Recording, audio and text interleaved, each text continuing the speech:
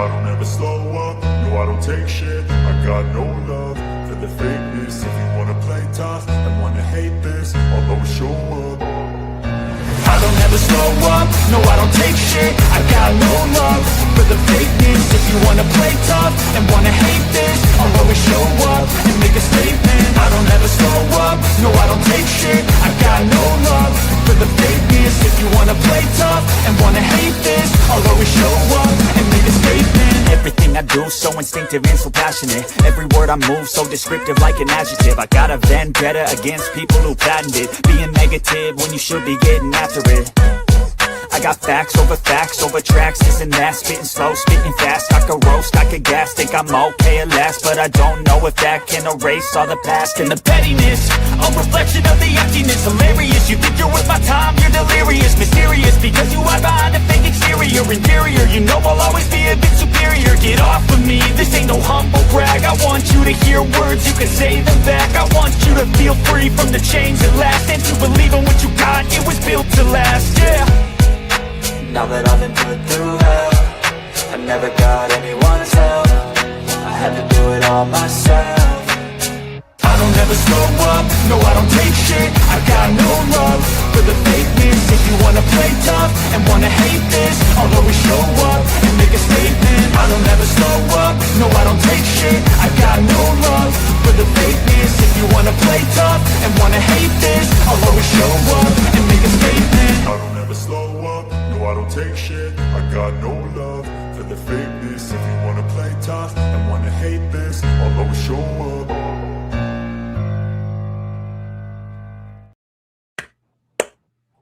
Ladies and gentlemen, welcome back to another EpicVerse Uncaged episode. Look, we were waiting for Mike, and Mike is late, and we decided just to start without him. Mike should be here shortly, you know how it is. Maybe someday. You know how it is with his types, you can say. But, either way, we're here. Ben is here. Rolo is back. Look at this. I was not expecting this. 2 weeks in a row. Let's go. Look at that. Holy crap. Yes, sir. I'm surprised the Poison Ivy skin in Fortnite didn't hold you over. Oh, you saw that? Yeah, the chat was voting for that one. I was man. I was honestly like, I was a little surprised by Fortnite putting out that skin. Dude, they went super risque. I was like, man, Yeah. they're throwing it out to the gooners. I was a little surprised by that. I was like, you know what? Okay. All right. Yeah. We can make this work, We can make this work if we needed to. So, I mean, I guess I they're know trying everybody's to going to end up with Poison Ivy, so I was kind of hoping that the chat was going to vote for Catwoman, but I gave the people what they wanted at the end of the day. Oh, I'm sure. Exactly. Hey, So- Even to Fortnite is sometimes Fortnite kind of carries the entire video game industry on their backs a little bit. It's true. So. You got to give the chat what they want. Always. That's hey. Ben's not on fucking camera again, even though I bought him a new cam and everything. I'm literally Whoa. leaving in like It's 10 absolutely minutes. crazy. I'm leaving in like 10 minutes. I'm not gonna get on camera because I don't even have it plugged in and set all that crap up. So Wait, do you Where are you unplug going and plug today? your camera in every time you use it? Is that what you do? I unplugged a lot of stuff. Let's just say it's been a week. All right. Right now, I'm trying to survive this air pollution that's happening right now. Oh my gosh, bro! Don't even. Oh, you guys are getting hit by that Canada? Canadian. Yeah, the Canada, Canadians are stop bombing you guys. sending your shit down here into our Bro, state. All right, I am it's sick and awful. tired of it. This isn't the first time that this happened. It happened Dude. last year as well, right? No, but Wasn't it last year or the year before? Last year, but it wasn't even this bad. This is worse. This year, Like, this year's way worse. Detroit was for the sure. worst. On air quality levels were the worst in the world in Detroit today. Yeah, And like Wow. I even saw over that. even Yeah. by me, it got up past 500, like on the air quality index. That's which is like crazy. 500 is the max that they list, Uh-huh. and then like once it goes past that, it's like GG's. Dude, It's I like if literally you had step to- outside, you're gonna die. So- yeah, Yeah, it's bad. It's like if you spend, I think they said the equivalent, like if you spend like an hour or something outside, you're basically have smoked like an entire pack of cigarettes or something. like Really? that's the equivalent Wow. of it or something when it was like really bad. And That's I think crazy. if it's at like 500, then it's like 24 hours is like 3 packs of cigarettes or something. So it does bad damage to your body if you stay out there long. I literally bought air purifiers today because I was like, I don't want to mess around with anything. I was like, I'm gonna throw these on, and because I live in an apartment, so like the windows are not great. It's an old building, and I think that I think there's probably not a lot of great ceiling there. So I was like, you know what, I'm just not gonna mess around with it. Well, today, my 4-year-old son and I were like, standing outside and we're looking at all the haze and the sky and stuff, and I was like, yeah, this is all from Canada. And I said it, really ominously, and he was like, "What's Canada?" And I was like, "Oh, is this really like bad place that's like north of us?" And then I showed him a picture of Mordor. I mean, that's what it looks like right now. This is Canada, dude. So now my son thinks that Mordor is Canada. So I'm pretty proud about that. I hope that continues for a while. So I didn't need another reason to hate Canada, but if they want to give me one, I'll take it. I mean, it's just like they're handing this one to me on a silver platter. So yeah, exactly. There are very few places in this world that I can't stand. Canada's one of them. Yeah.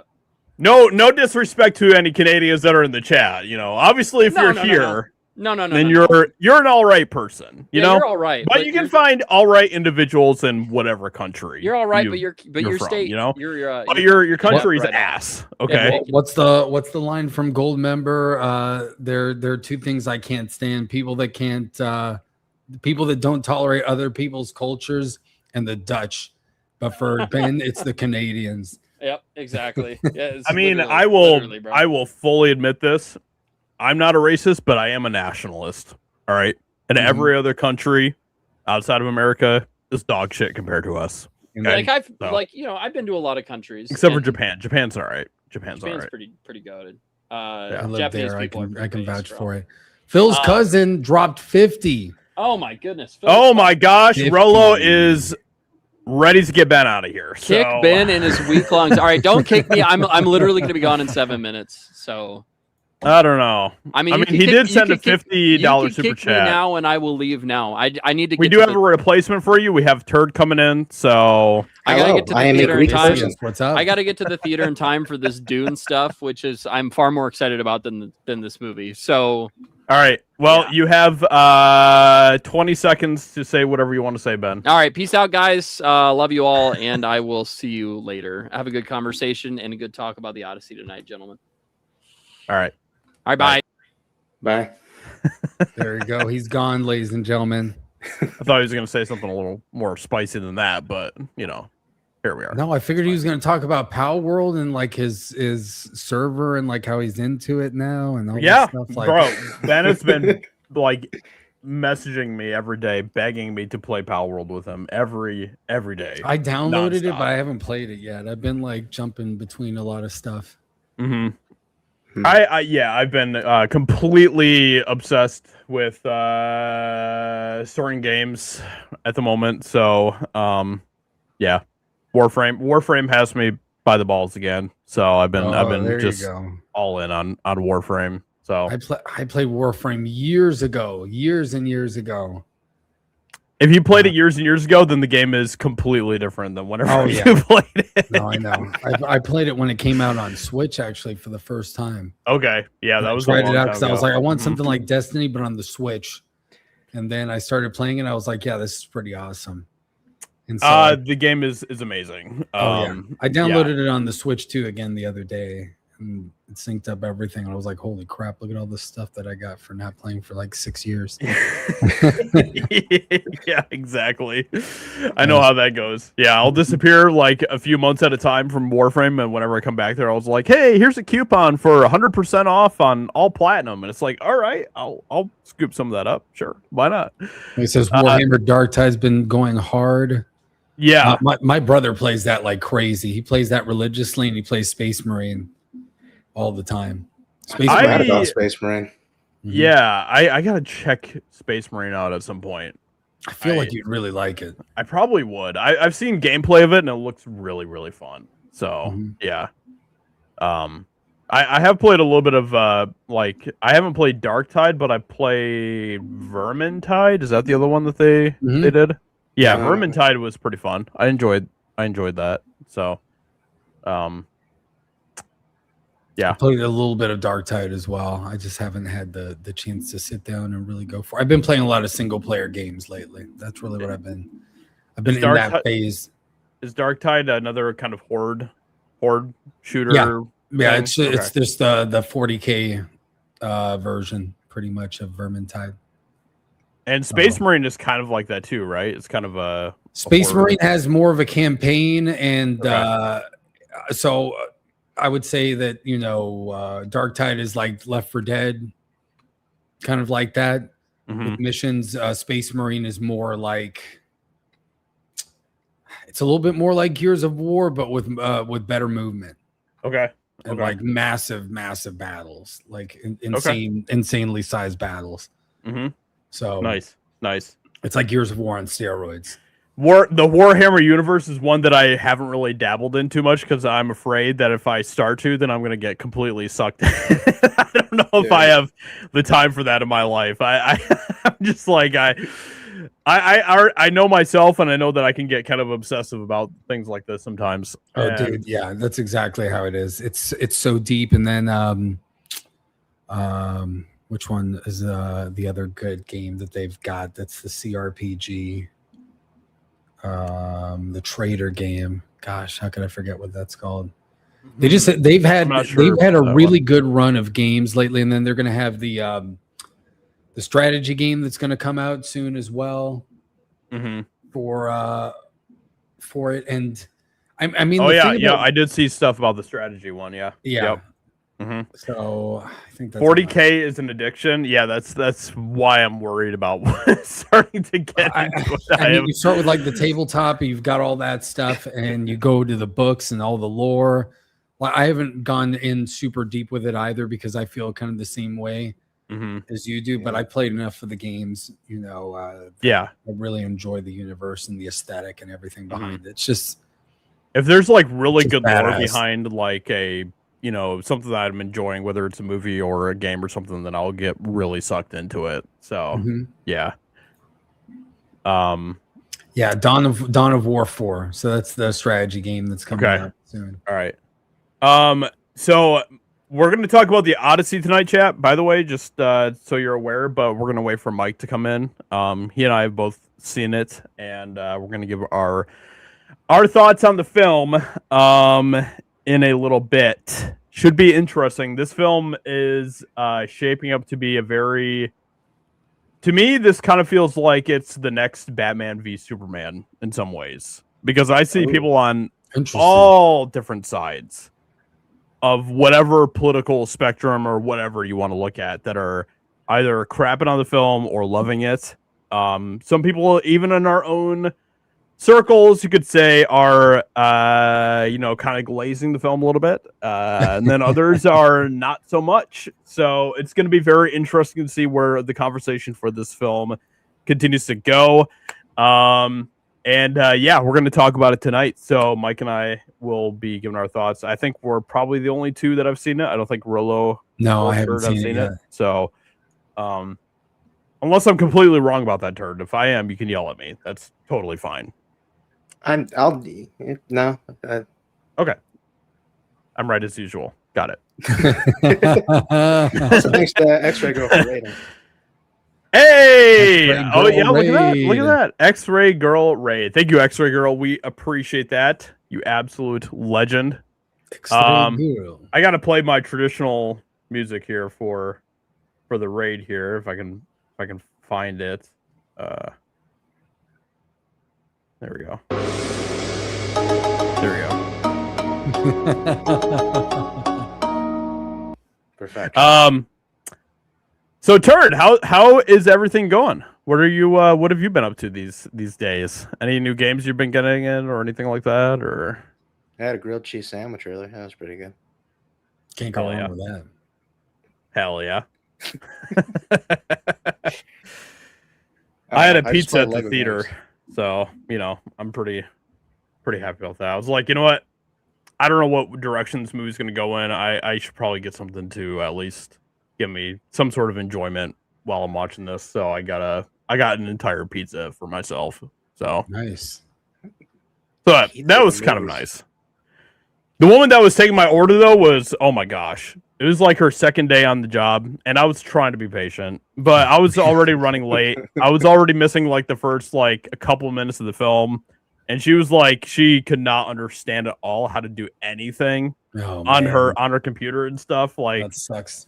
Like I'm like a member of my local theater chain and stuff, so like I it's like a subscription thing, kind of like where you pay like a certain amount every month, and you can see unlimited movies and all that stuff. Okay. And so she like scanned the barcode for the movie, and then she got really confused because apparently she hasn't done that before. And then she was like, "Wait, so what am I supposed to do here?" And I'm like, I was actually the one that was starting to walk her through what to do because I've been to the theater so many times. I was like, okay, so you have to like scan the ticket in order to pull up all of my stuff, and then you can like figure out the order from there. And it was just kind of a nightmare. I literally was there for like 10 minutes with her. Oh, And I'm like screaming because like the movie's going on. And I'm like, I'm missing more and more of the movie as we're going along. Goes on. So, yeah. Oh, And there he is, the man, the myth, the legend, the dude himself, dude Mike. What's up? How's it going? Good, man. Good. Just living a dream. Yeah. I got to watch Josiah live his nightmare. Bro, Mike was there with me. I was trying to be we got there on time for the movie showing. Like we would have been totally good. Yep. And I'm being the good friend. I'm like, yo, buddy. By the way, yes, I am calling in from the 9th circle of hell. That's why it's so dark. Hell yeah. Yeah. Hell yeah. That looks Choose worse. the red lighting like me. Yeah. I mean, maybe I should do the red lighting too. Yeah. Hey, hell yeah. Hold on a second. But like, so, yeah, we get there on time, and I'm like, oh, Josiah's getting his ticket. I'm gonna be a good friend. I'll grab my ticket. I'll just wait with him. You know what I'm saying? Like, I'm not gonna leave my boy. Mm-hmm. We get up to the counter, boop, scan, order a little bit of food. I'm ready to go. Josiah, still at the counter, got there before me, by the way. Still at the counter. Walk over there, stand there next to him. He looks over, and like the look on his face, he's just like, Mike knows exactly the look. Yeah, and I was like, oh no. And the lady's like, so like, yeah, what do you want to eat? And he goes, I just want a pizza. And he tells her his toppings. She goes, oh, 3 toppings. Can we do that? No. Oh no. And like, I'm like, oh no. And then so she starts plugging it in. And then like she calls a supervisor over to help her. And he's trying to figure it out. She ends up removing his original ticket scan, then puts 2 different orders for food that wasn't his. Still hasn't figured out the 3 toppings yet. Okay. And then he finally is like, and also, can I get a drink? And she's like, yeah. Doesn't put the drink on. Then she adds the drink. The seat gets removed. The pizzas get removed. Now there's only the drink. And then she goes, I'm going to need you to rescan your ticket. And the guy's like, you don't have to do that. She's like, I can't see it, dude. So then he helps her just for her to be like, yeah, I don't know if I have all this right. So then this other lady comes over, the lady that scanned me in comes over. Yeah. So she's already done help me help somebody else. She's great. And she's like, she's there pushing buttons. She goes, oh, you could do this. And oh, there's some rewards here and blah, blah, blah. And she goes, oh, yeah. Do you want those? So I was like, yeah, I do. And she goes, okay. And then he goes, my drink isn't on there, and this isn't my seat. Why is there a second pizza on my order? Do you know what time? Rolo, just take a guess. The movie starts at 2:55. We got there like 2:52. Yeah. Guess what time we walk into the theater? Oh, it had to be like 3:15, man. Dude, every person has guessed 3:15. It was 3:15. Yeah. And not only that, hold on. Not only was it 3:15, but I left. Yeah. That's the worst part, because at some point the friendship, I've done all I could do for you, pal. Yeah, I look over, do. She's got him scanned in. I look over, he still hasn't got his drink. I go, yeah. I see. I just kept giving looks to Mike. I was like, I'm about to like. And then she finally takes his card, and I look at him. I go, I see you in there, buddy. He goes, yeah. And then, so Josiah doesn't know about this story because, I get into the theater. It is the darkest scene in the entire film. So I can see nothing. Jack shit. I can see the little lines along the rows so you can get up the stairs so you don't die there. Mm-hmm. And what should I see? When I ordered my tickets, there was nobody in that theater. There was like maybe 12 seats taking the whole thing. When we get there, it's almost packed. Like there's a ton of people there. 2 old ladies sitting right next to me. I'm like, oh God, of course they picked seats right there. So I'm like, I got to squeeze by you ladies. Sorry about that, you know, blah, blah, blah. The one lady stands up like you're supposed to. The other lady, she just sits there. Yep, of course. Doesn't notice me. Then her friend's like, hey, he needs to get by. She goes, oh. So she just like scoots her legs. Listen, I've lost a lot of weight. I'm happy about that. Yep. I'm not a small man by any means when I've lost weight. So I'm going to have to put my You're ass not Elliot right in this Page lady- size. I'm not Elliot Page size. My ass is in this lady's face, full on. And maybe that's what she wanted. I don't know. But I start scooting through, and she's got food right there. And I can see her food and her drink now because there's just been just enough of a shift in the scene that I can kind of see what's happening. So I have to step over her drink, and I step over her drink, and then when I hear crunch, because her purse was right there too, and I stepped full on her purse. Ooh. Full-footed.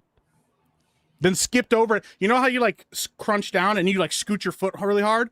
I've stepped down, I hear the crunch, I scoot my foot hard to the left, and I kind of just like hop over at this point and sit in my fucking seat. And I go, now I have to dissociate and pretend like I don't care what happened to this woman's purse. Because it's really her fault for not moving her purse in the first place. Bro, I haven't told you this part of the story yet either. Okay. Maybe you saw it. Maybe This you is saw it gonna happen. spoil I don't know. You were sitting, I think, behind me, so you I might was have sitting seen behind it. you, yeah. So the movie's playing, you know, I'm waiting for my pizza, right? The lady walks in with the pizza, and she is somebody that delivers my pizzas to me every single week.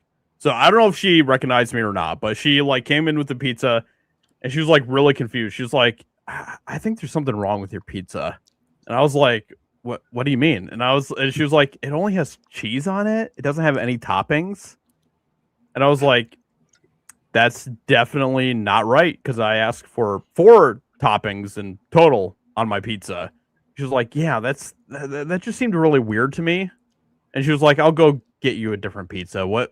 I was like, yeah, the lady that was there obviously is new and doesn't know at all what she's doing. I was like, she's really confused. That's what I told her. And she was like, yeah. So I actually did see that happen because that lady also had my food.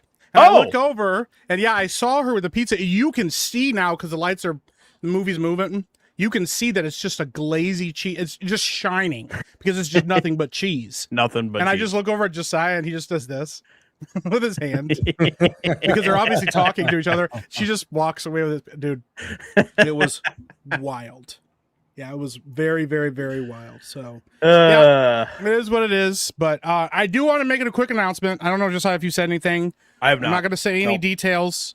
I'm not going to go into details, but thoughts and prayers with our buddy Rough Knight. He is going through it right now. Him and Mrs. Rough Knight, they're going through a pretty tough time. I'm not going to, like I said, go into any details on that, but they're dear friends of ours. We love them to death, and we are praying for them. If you're somebody that prays, just pray grace and love and support for all of them. And if you're not somebody that prays, just send them thoughts. But yeah, I just want to let you guys know that's why Chaz has not been here. He's been kind of having a hard time, and things have been kind of just steadily progressing. So but he'll be back as soon as he can, and stronger and better than ever. So we love Chaz. He's part of the family, and 100%. So you know we want to lift him up. So 100%, man. Yep, absolutely. So yep. Thank you, everyone. I can see everyone already in the chat with your support. Appreciate that. We know that the Rough Knights appreciate that as well. So with that being said, we should probably, tackle the elephant in the room a little bit here. Yeah. Because There's a movie that came out this weekend called The Odyssey. Everybody's talking about it. Everybody has different opinions about it. Hmm. And Yeah. Mike and I, we went and saw it today, and we have our thoughts. I'm sure. So, Mike, do you want to open with your kind of initial thoughts on I The do. Odyssey? I Yeah. do. I'm going to say this first. I Yeah. got a call from somebody on the way home Mhm. who also saw the Odyssey. Small Nolan hater, Mhm. who has a pretty small, tiny channel that's very snake themed, who was talking to me about it too. And we actually kind of had similar-ish opinions, which I was surprised by. So I just want to say, like, the amount of opinions on this movie is not what I expected. That's what I will preface this with. I gave it a 6 out of 10. Mhm. I think that there were a lot of things about it that I did not like. I felt like there were a lot of weird choices that Nolan made.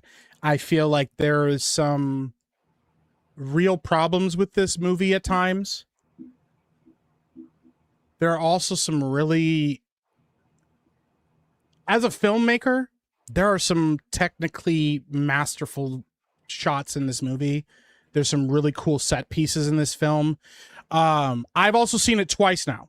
I've seen the movie twice, and I will say my second viewing, I liked certain things about it a lot more, and I liked a lot of things about it a lot less. And the things I liked about it more the second time around were the people and some of the acting.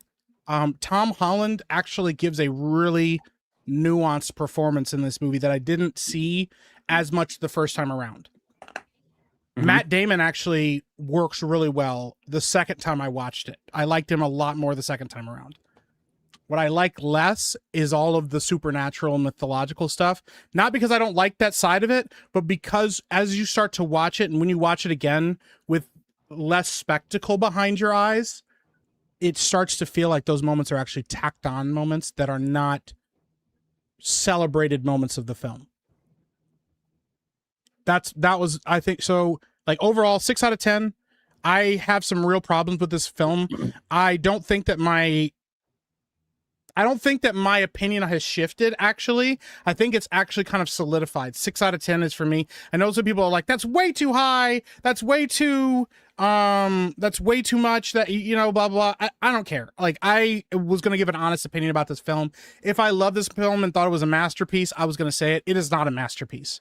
I don't think it's a masterpiece by any stretch of the imagination. I don't think it's Nolan's best film. I don't think it's actually in Nolan's top 5 best films. Nope. But I would be lying to say that it's a dog shit movie. Right. I completely agree. I think that is completely throwing the baby out with the bathwater to say that it's a dog shit film. There's a lot of nuance here. There's a lot of technically good stuff in this film. Yes. But there's a lot of bad stuff too. And the thing that I thought that really struck me when I was watching the film, I've only seen it once so far, so you know you can have less of an opinion about my opinion if you want to, over Mike's if you want. But the thing that I noticed that really stuck out to me was the complete inconsistency with a lot of things in the film. Whether it was the dialects, because pretty much everybody has a different dialect in the film, and that was just it really was kind of janky and kind of took me out of the film in a lot of different instances. There was a lot of inconsistencies in costume design and look as well. There was a lot of different things like that really was jarring to me as I was watching the film. I completely agree with Mike as somebody who is also an avid fan of mythology and all of that. I thought that Nolan's take on it was not great. I thought that he kind of like glazed over the mythological aspects of the film as much as he could, and you could really feel that in the movie. And the whole Athena thing with her being, you know, we know that Zendaya's like Athena in the film and all of that. with that, like, he pretty much did the thing that we were making jokes about, like, early on when we heard that he was going to be casting, you know, her as Athena and what kind of a direction Christopher Nolan was going to take with the mythological aspects of this film. We were like, well, he's probably going to do some sort of weird, like, you know, oh, is it like in your head or is it real type of thing, you know? And that's exactly what he did. That's exactly what he did with Athena and pretty much all of the god aspects that were in this film. So I thought that his handling of the mythological aspect was not great at all.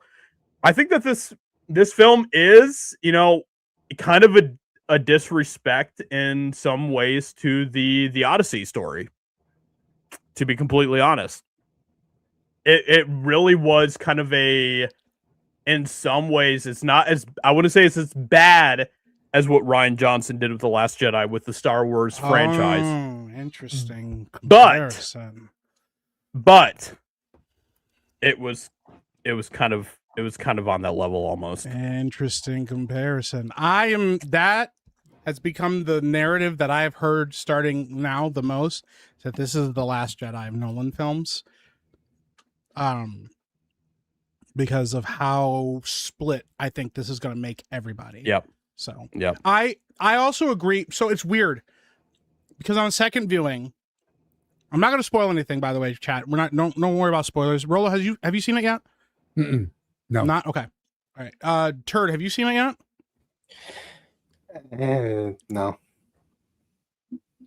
What does that mean? It means I'm not even sure if I want to see it, to be honest. Oh, gotcha. Okay. I thought it sounded like you had seen it, but you didn't want to admit that you saw it for some reason. So, I'm embarrassed. he's like, I mean, I did, but like, did I really see it? Yeah, I how do I want to say it? Like, I don't know. The father-son aspect in this movie between Odysseus and Telemachus, right? That's how you say his name, yeah. Yep. Is actually way stronger I noticed it way more the second time around. Because there's a lot in the beginning of the movie that they do a lot of work to establish that Odysseus was a good person and that people loved him and that he was well respected in his community and he was well loved by his community and all of that stuff. And so there's a lot of Odysseus's legacy in this film at the very beginning that I didn't necessarily catch the first time around, because for just as many times that happens, the rest of the film spends a lot of time kind of trying to dissect him as a person and trying to dissect who he is as a man, and also kind of like trying to be a commentary on like what war does to a person and the cost of war to a person and all those things. And I think those are interesting themes, but not in the Odyssey, because there's enough in the Odyssey already about Odysseus as a person, as a character, that you don't need to add a deconstructionist lens to it. And that was my problem, because Odysseus has problems in the Odyssey, the original story. He's very prideful. He's very stubborn. He's very pig-headed. It's part of what made him so good as a general, is because of how driven he is and how loyal he is and stuff. But he is very much like a, don't tell me what to do. You don't control my fate. You know, the gods don't dictate how we do things, even though he's honoring of the gods to an extent, you know, but he's also very challenging of them and stuff. That's not as much in this film. They kind of try to make him an atheist who humors his wife by like honoring Athena throughout this film, because she's in this movie. Athena is in this movie, but there's kind of like terrible casting, by the way. Yeah, I don't think she did I like Zendaya as an actress. I don't mind Zendaya. I don't mind Zendaya. I really don't, but she was not a good Athena. She did not have the film presence that she needed to for that character.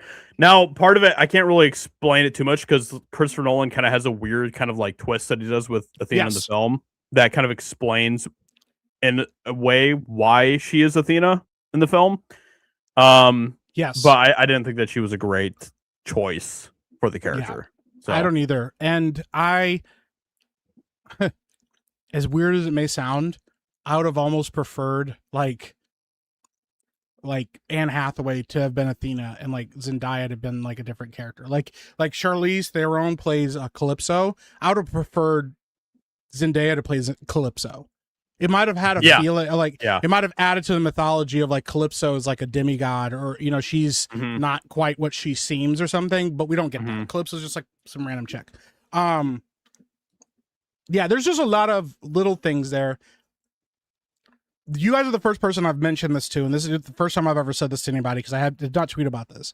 The other part of this that is very, very, very, very apparent in this film is Emily Wilson's translation. Is you can see its DNA in this film.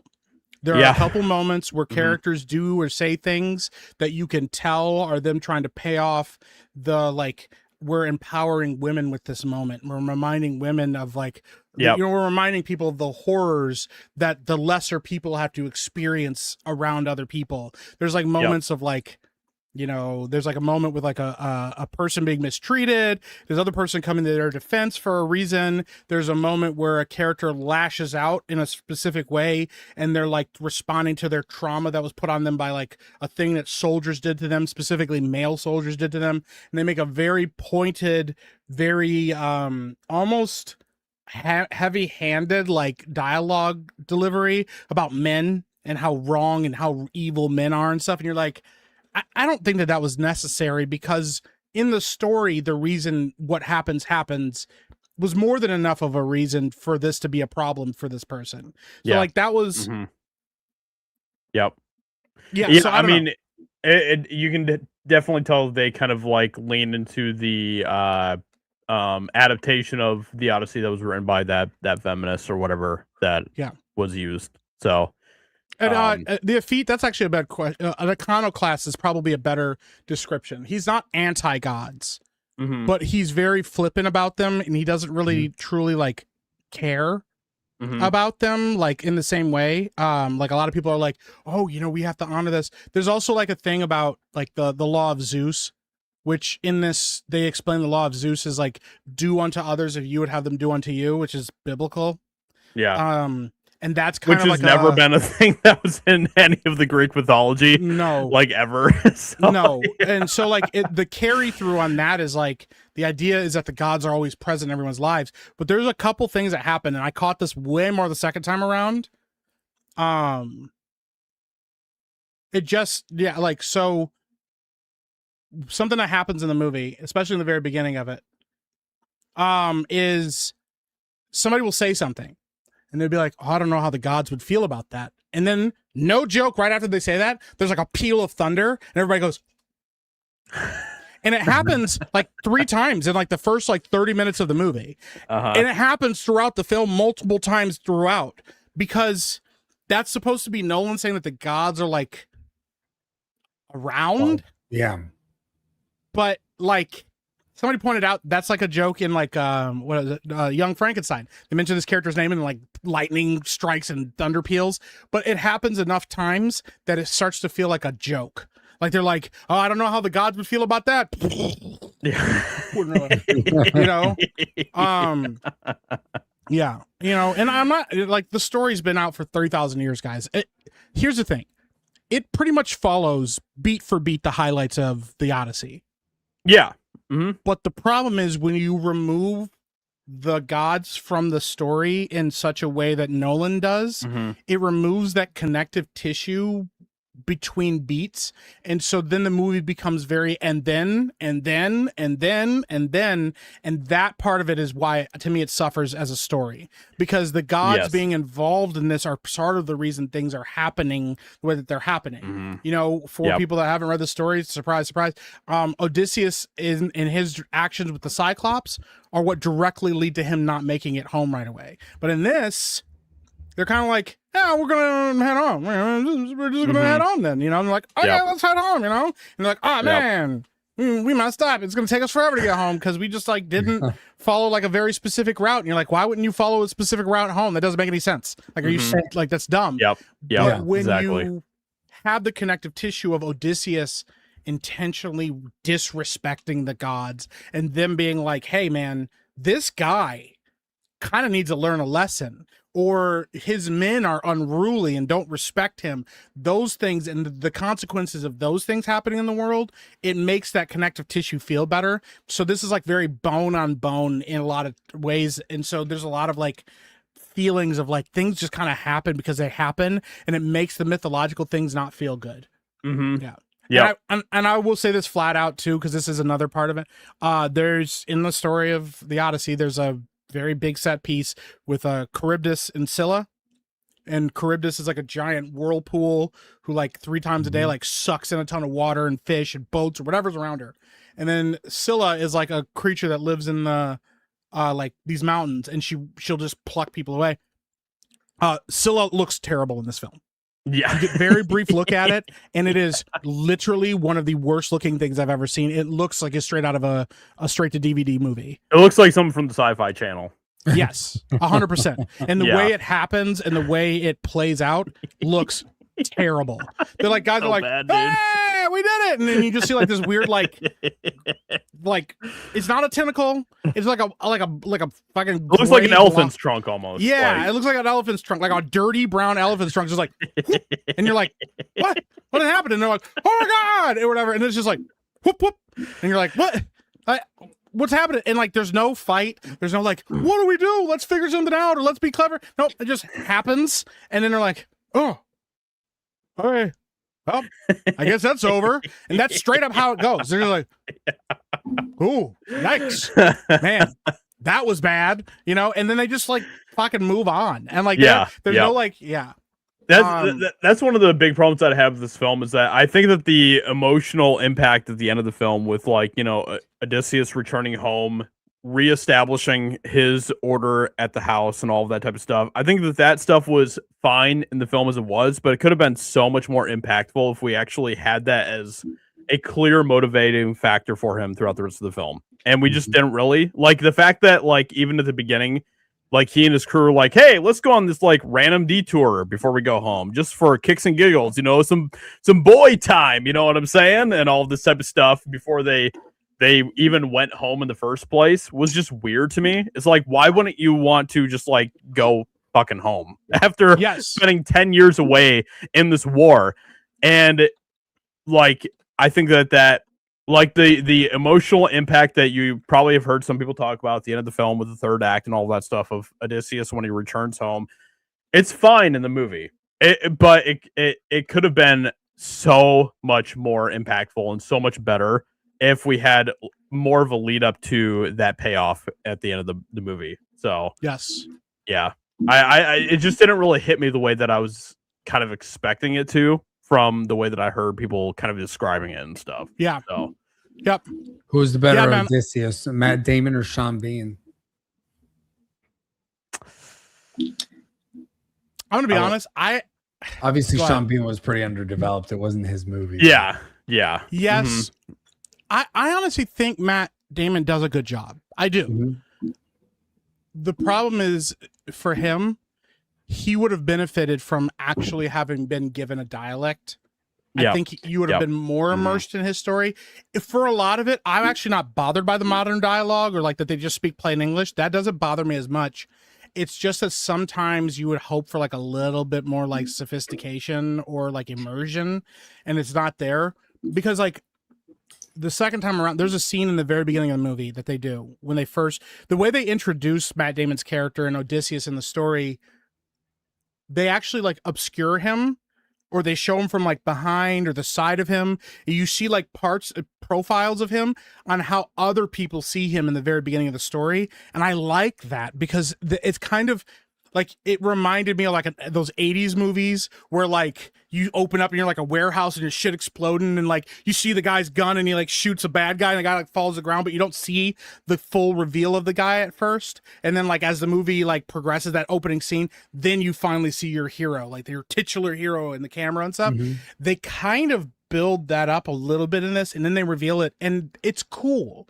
And like they have the moment with him stringing his bow, and that's kind of a cool moment because it kind of like ingratiates you to him, like, oh, this is Odysseus, the hero, and he has like a legend behind him. But there's not enough of those moments in the beginning of the film before they start the deconstruction aspect of Odysseus. So that part makes it hard. That part makes it really hard to connect with him because of that moment. Because of that, man, I could talk about this movie a long time. Honestly, because I mean is it casual with how it uses modern language, or is it like God of War, in some situations, like God of War and God of War Ragnarok, where it really really pushes into like we're using modern language and we're gonna curse and all this shit, and it's just gonna be like, is this a gangster? There's some like modern curse words this... and stuff in the film. There are moments where like it feels fine and you're totally cool with it. And then like the moment everybody knew like you're pining for a daddy that you've never known, blah blah blah. That's a little cringe. There's a moment where like Odysseus is like, we've been stuck on this fucking beach for 10 years. Let's go home. And you're like, okay. Like that part of it. So some of it doesn't sell. Some of it I don't really mind. Some of it is fine. The biggest problem is, and I think it was either you, Josiah, or Jeremy that pointed this out to me. Everybody has a different accent in this film. Yeah, I was talking about the inconsistencies that were in the. Yeah. So like Matt Damon would be like, "Hey, let's go home," because he's like from Boston, and then you have like, "Let me tell you about Odysseus, huh?" And then you have like, oh my God. John Leguizamo. John Leguizamo. Yeah, I raised your dad from a young boy. I've always thought he was a great man. And then you have like fucking Agamemnon, and he's like, Odysseus, my boy. Like, I'm here. And so like, you just have, there's a lot of, I will say that one of the biggest problems in this movie is there are a lot of cognitive dissonance that happens, and it happens for reasons that didn't need to be the thing. The discrepancy between the gods and the magic of the world is stark enough that you will be like, we just saw a fucking Cyclops. How weird would it be to like, I don't know, just give the idea that Poseidon is there. Like in a storm, instead of it just being a fucking like sea storm, have his voice carry across the like, the wind. You think you hear Odysseus, or like in the background, like show a fucking hand come out of the water or something. So you feel like the gods are involved beyond what they are. It's kind of like to get like a little bit religious. It's like when people are like, I don't believe in miracles and all this stuff. I was like, are you a Christian? And they're like, yeah. I was like, so you believe you have a religion where your Messiah was resurrected from the dead and is God in flesh. But you don't believe in like supernatural stuff like demons and other stuff. I'm like, yeah. Wait, how does that make any sense to me? It's like you do. It's clearly a supernatural religion. Come on. Yes. Yeah. So it's like kind of like this. It's like, so you show me a Cyclops, which is like an immortal being that's not a human, obviously. Yeah. And then it's like, but we can't show gods. That's like going too far, guys. Yes. And so what it does is it makes you have a weird feeling of like, it makes it seem like Odysseus is not a reliable narrator, because then you start to feel like, is the Cyclops just like a big dumb retard? He's just like a giant retarded guy, because he's also by himself. And that was the thing in the story.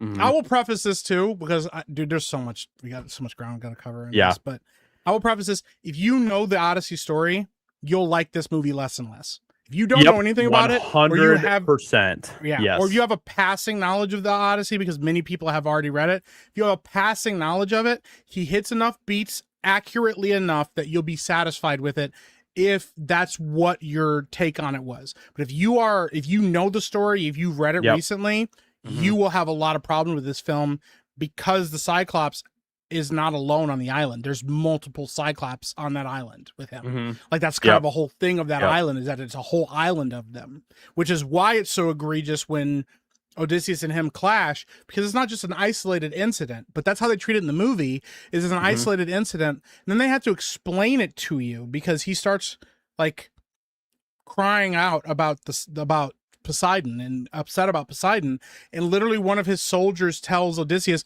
oh, he was a servant of Poseidon. He goes, what makes you say that? And he's like, because he's literally screaming out his name right now. And he's like, oh, that doesn't matter. And then obviously later Poseidon's mad because there's like a sea storm, but it didn't have to be like that, because they also try to explain it to you in the film. There's a part where Odysseus is talking to Athena. Because I wish you gods didn't make it so hard to understand you, and I wish you guys didn't make it so hard to find you. And I'm like, that isn't Greek mythology. Mhm. That's how modern people talk about Christianity today. Mhm. Well, why Yeah. did God make it so hard to find him? Or you know what I'm saying? Like that's like a modern approach to religion, and what you hear modern people say today, not at a time where you have magical beasts. Yes, you know, and stuff. It actually now that you're saying that, it reminds me so much of Ridley Scott's like Gods of Egypt film, I think it was called, that he did, where he tried to take like the whole story of Moses and the Exodus, and he tried to tell that story without God. Is basically what he tried to do with that film, and that's kind of what Christopher Nolan tries to do with this film in a lot of ways. He tries to tell the story, and it's almost like it's impossible to tell the story of the Odyssey with some semblance of accuracy without including the gods to some extent, you know? And it just comes off as like really confusing, because at some points it's like, okay, well, obviously the gods are interjecting in this moment and stuff, but you're telling us that the gods might not even be real. So like where are we really going here with the themes in this film? I think the problem is that you already knew it was a work of fiction. It's not as if the Iliad and the Odyssey, they are based on true events, and the fact that it took place, you know, through the Trojan War. So that's the backdrop of it. But everything that happened with Odysseus was obviously a fictional course of events. It's like trying to take like the Lord of the Rings or something epic, or let's say the story of Merlin. Let's take our world, like Merlin, the Round Table, and then saying it's like, well, these were all true, but we're going to try to explain away like all this magic and all this stuff, because everybody was like on shrooms or something, and they just hallucinated it. So they thought it was magic, but it was just like they were just all going crazy. The woman in the lady in the lake was just addicted to the seaweed at the bottom of the lake. Yeah. So and is that even like, I don't know. It just seems like it's again like you make movies in such a way that it's like almost unnecessary. It's like, why do it this way? It's like, why do it this way? I don't get it. Yeah. Yeah. And then the casting stuff, it's like what I was saying to Josiah earlier, Mike, before you came in, before we started the stream. I think the most frustrating thing with everything that we're seeing in Hollywood and in video games right now is that a lot of this stuff is a lot of it is not nearly as woke as we think it is, but because these people are so damn insufferable, or because it's like they try to lay a trap, right? Like, I haven't seen the movie, so I can't judge whether it's good or not, but it's almost one of those things. It's like, if you don't make the casting decisions, the DEI casting decisions that you make, then you cause no controversy and the movie will do better. So why put yourself in a position to like fight from a path of, fight up your way up the mountain, when you can just be like, let's just make casting decisions that make sense and that work with the story. And I can still tell the story the way that I want, and have the ambiguity and all this stuff, but I'm going to like double and triple down. So I'm going to be ambiguous. I'm going to be pretentious, and I'm going to do DEI stuff. And it's just like, that's the frustrating part. It's like, it doesn't have to be that way, but they can't help themselves. Yeah. That's really what it is. And it's just, and damn, it just pisses me off. And it's like they lay a trap for you too. And I think it almost feels like it's getting to the point where it's a trap. It's like, you know what? I'm going to create a movie that's on paper good, but I'm going to throw these little bombs in here that are just going to piss you off, and they're going to sour your taste on it. But then if you go in there, then you'll make an opinion like Jeremy, where you're like, well, this movie's pretty good. But then everybody's like, no, they threw this woke shit in there, and I don't even care if the movie's like even average. Like, I'm just going to shit on it. It's like, you're damned if you do, damned if you don't. And it's almost like, is this really what they're doing now? They don't go full woke. They just go woke enough that it just causes chaos. Right, exactly. And they just love watching us like crabs in a barrel, just like argue about it, and they're just laughing the whole time. And then they're like, with Christopher Nolan, I would not be surprised with that at all. Like, I think he always tries to create a lot of discussion around every film that he releases, and I think that this is no different in that regard. I think that the people that are saying that this is like some sort of like there's some people out there that are like, oh, this is like Christopher Nolan. He's actually like the Odyssey is actually like a Trojan horse, and all the DEI stuff in the film is like actually like this like 4D chess he's playing where like he has the DEI stuff, but there's actually like a pretty good message in the film. Mhm. I think a lot of that is just pure cope, to be completely honest. I don't think any of that is actually real. I think that because it would be one thing if like the actual story was still like very faithful to the Odyssey and the substance in the film was actually like really, really good. It's passable, I would say, at most, but it's not like some sort of masterpiece, to be completely honest, with the writing and everything else. Mhm. So I think that that's just like really, really strong cope coming from a lot of people. So Yeah, I'm gonna disagree with Josiah on this. Not fully, but a little bit. Because I personally think that Nolan tried to please everybody with this film. That's why it feels that way. But that's my thought, because there is a really strong message about family in this movie. And like Telemachus never really like disrespects Odysseus. He never once talks down about his dad. He actually spends the whole film defending his dad. mm-hmm. And Penelope, which I would expect from a movie that has a more feminist bent, it's a mixed bag. Because early on in the movie, there's a moment where she straight up gets called out for not even really being faithful to Odysseus and just kind of not wanting to like deal with men anymore. But it feels like such a like. Well, she also had that scene where she was like whining about like, why can't I sit on the throne just because you have more stubble than me and all this type of stuff or whatever. So yeah, I was gonna say that like they kind of throw it away and then they double down on it later. But at the end of the film, she's like all over Odysseus. She's like, my guy is back. Like, yo, like give it to me, baby. And you're like, okay, like.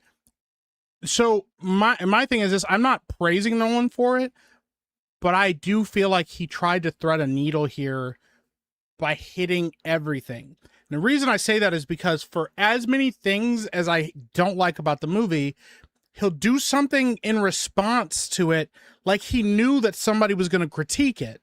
So there's like, you know what? Minor spoilers here, even though it's the Odyssey. It's 3,000 years old. minor little spoiler here. There's a moment where I want to try to thread this needle really well. So like made a big deal about Elliot Page. Everybody talked about this. Elliot Page's role in this movie is so small and really so insignificant that Elliot Page has probably got more publicity about being cast in this movie than Elliot would have gotten from just being in this film. You would have probably forgotten that Elliot Page is in this film because one of the scenes in the movie, you can barely see any of Elliot's face. It's covered in dirt. You can barely see it. But movie opens, we all have seen like the leaked footage of him like running across the beach or whatever. He dies in the first 15 seconds of the movie. Like dead, just and not in like a cool warrior going on the show. The most embarrassing death I've ever seen in a film. Like runs out, gets in front of this thing, puts on a helmet, bam, shot through the middle with a spear and dies instantly. And you're like, what? I mean, you could argue that like her screen presence or screen time wasn't like that much, but like her. Or, you know, Elliot Page's impact on the story was a lot more significant than the actual screen time. That is true. That is true, that because it kind of sets the stage for a lot of other conversations later. But it's the way that the death is so abrupt and embarrassing. It feels intentionally like, wasn't that big of a deal. That's what it feels like when you watch the movie. Because I almost laughed out loud at how abruptly that ends, because you don't see Elliot on screen for like another hour and a half. Just dead instantly and gone. And then the other side of it, which is Lupita Nyong'o, she's plays two characters in this film. Helen of Troy does not get a happily ever after in this movie.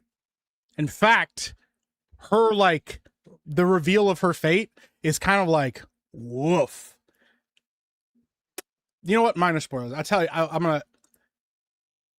They show her later, and they make a joke about the face that launched 1,000 ships. And when you see her later in the movie, she's like half of her face is disfigured because she likely got her shit beaten in by her husband for leaving him in the first place. That's kind of the heavy implication there. Is that like that Menelaus like beat her bad enough to like fuck her face up. And so even then it feels like it's played as like here's Helen that everybody kept talking about. And she doesn't even get a good send off. So like, why do you care whether or not what she looks like anymore? That's what it feels like. And maybe you could correct me, Josiah, but that's what it feels like. I'm not gonna I haven't mentioned the other thing that Lupita does, but that moment, that feels like the inversion of the meme. Oh, you guys thought Helen was going to be subversion. He's subverting the subversions. Yeah. But Lupita Nyong'o also plays another character in this movie. She plays Agamemnon's wife.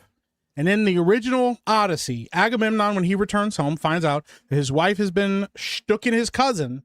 And at a big feast, this is a common adaptation belief, at a giant feast, they kill him in front of everybody. And his cousin takes the throne. In this movie, he gets home, takes a bath. His wife is massaging his shoulders, massaging his feet. She's like, welcome home, baby. He's like, yeah, I'm home. It's me, Agamemnon, the king. Sprinkle a little oil on him. Yeah. Just sprays a little oil on him. She's like, get in bed, lie back, husband. And he lies back, and she stabs him in the fucking throat with a knife and kills him dead. Whoa. And you can see how you start to feel like Nolan's playing both sides of the coin, because it's like, he does a thing that feels like he's mocking like the idea of Helen of Troy, but then he does a thing to kind of like also be like, women are strong and look, they have their own agency. And it creates this weird cognitive dissonance again. Cause I'm like, dude, what? Go ahead. I'm like, why not just like say fuck you to the entire industry and just make a faithful adaptation?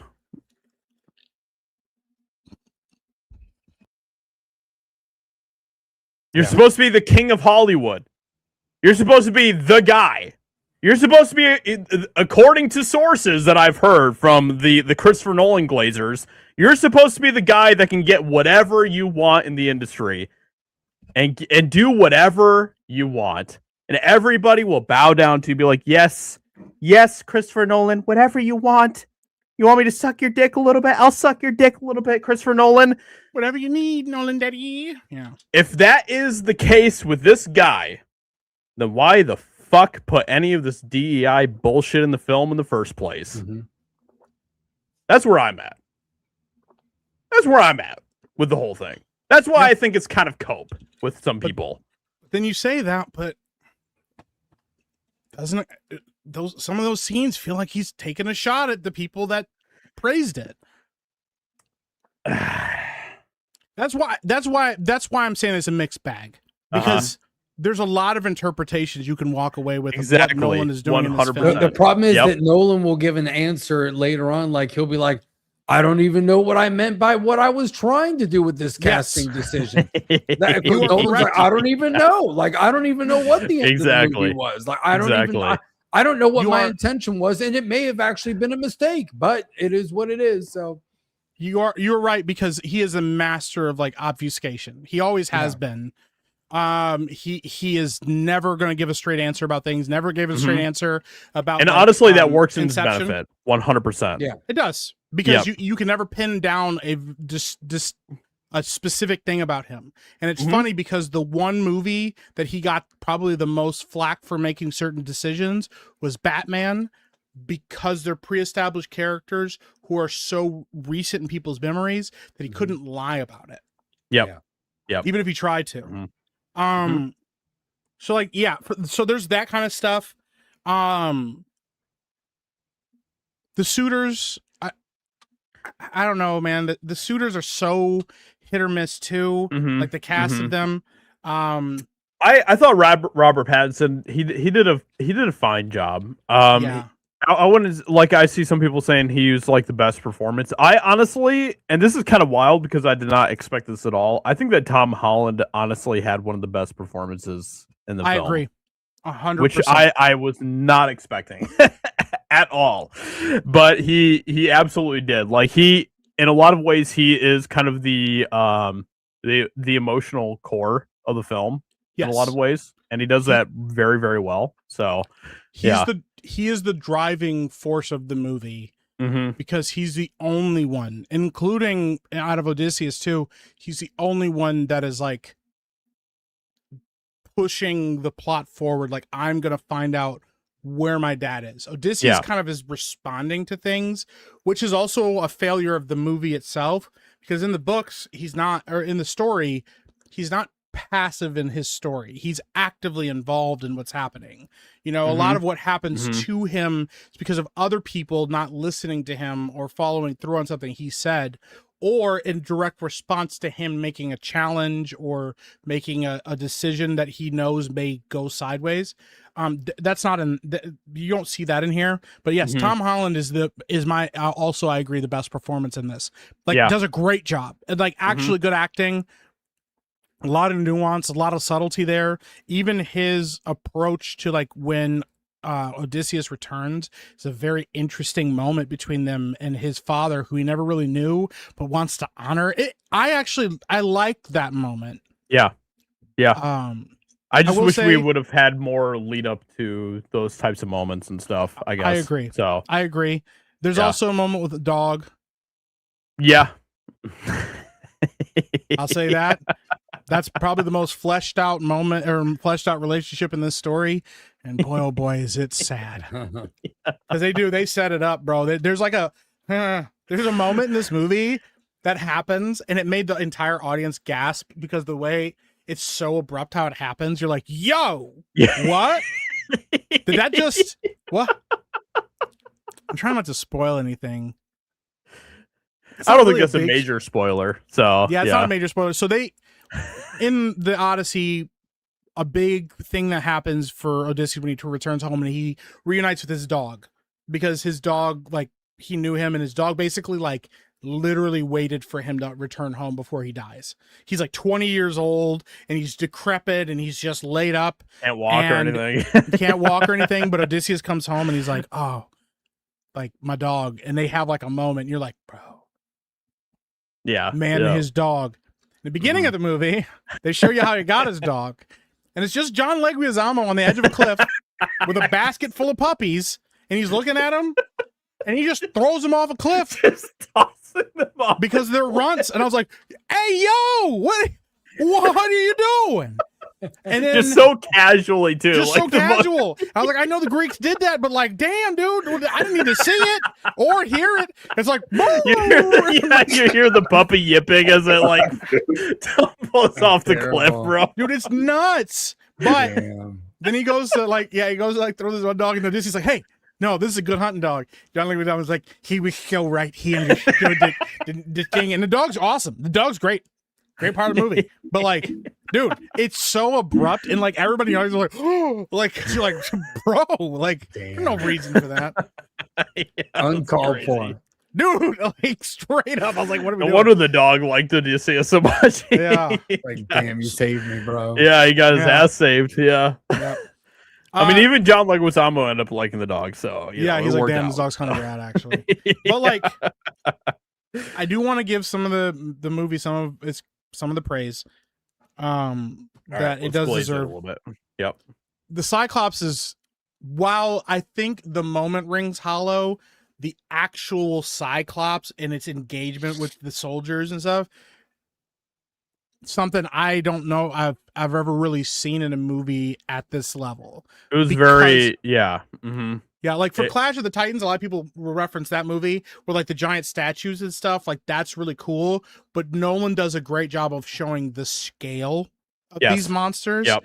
Mm-hmm. And it is legitimately terrifying. It is. Yes. Like, these are not small people. These are soldiers, and they look like it, and they're in their armor and stuff. And bro, when that dude shows up, it is scary as shit, and you just realize how hopelessly and utterly like outclassed they are by this monster. It feels like a monster, dude. It's nuts. Yeah, he just like, the first like all the soldiers, like when it shows up in the cave and it closes the door behind it like the Rock, and everybody's like, hey, what's gonna happen? And you just watch it just like snatch a soldier out and you just hear like this awful like auditory like crunch. And then the screen stops immediately and stuff. Dude. Yeah. Yep. I wish we had more of that scene, to be completely honest, because I thought that whole sequence with the Cyclops was well done for what it was. It just felt like it was kind of like it was another one of those moments that got glossed over way too quickly. Yes, I agree. It actually reminds me of like this. If you were going to do an Attack on Titan film, that's how you would do it, because it's brutal, bro. It even like there's like a moment where like the Cyclops is like munching on one of the soldiers and like spits out some of its armor because it doesn't like the taste of it. You're like, oh, it's just like, you know, kind of like grimace, dude. Yep. I was like legitimately shocked by it. I will say there's like some audio stuff in this that it does with the Cyclops, and I know what Nolan was going for, but the second time around that I watch it is actually more distracting.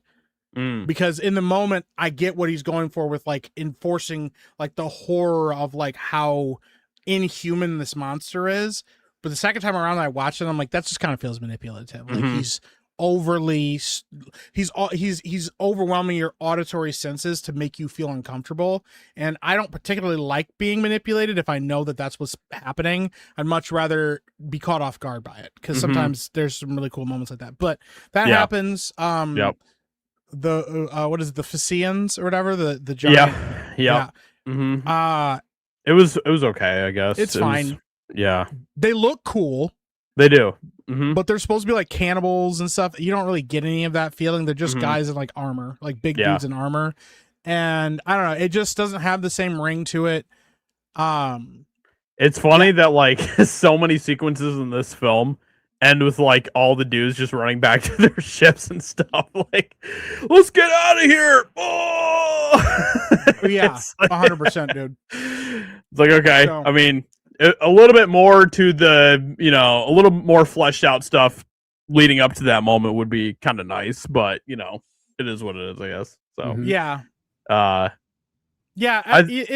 go ahead. I was gonna say I'm a little bit mixed on the whole siren sequence, because on one hand I kind of like the fact that like we don't ever actually hear the song of the siren, and I thought that was actually like a kind of a brilliant choice.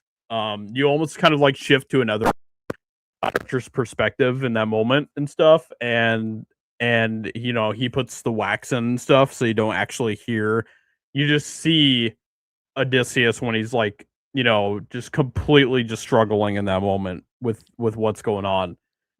That is I just wish that there I like that sequence. I just wish that once again it was a little more fleshed out and there was a little bit more lead up to that moment, I guess. So yeah. I will say that is actually in my one of the more beautiful moments in the movie because of Matt Damon's acting. Yeah, because you can.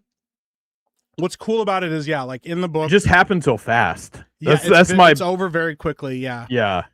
But like they put wax in their ears. Odysseus says, "I need to hear the siren song because I want to know what it's like. So tie me to the mast so I can't get away, and just put wax in your ears so you can't hear the song." So they start traveling through, and you kind of like get vague look at the siren, kind of ish. Like you can't really tell for sure what it is.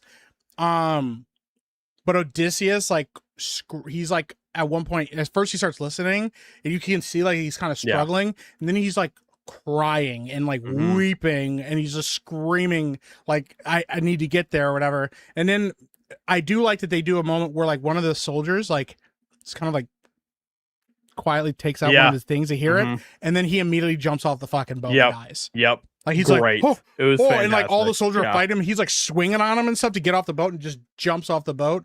But I Yep. like that moment because when he does explain what happened, and he goes,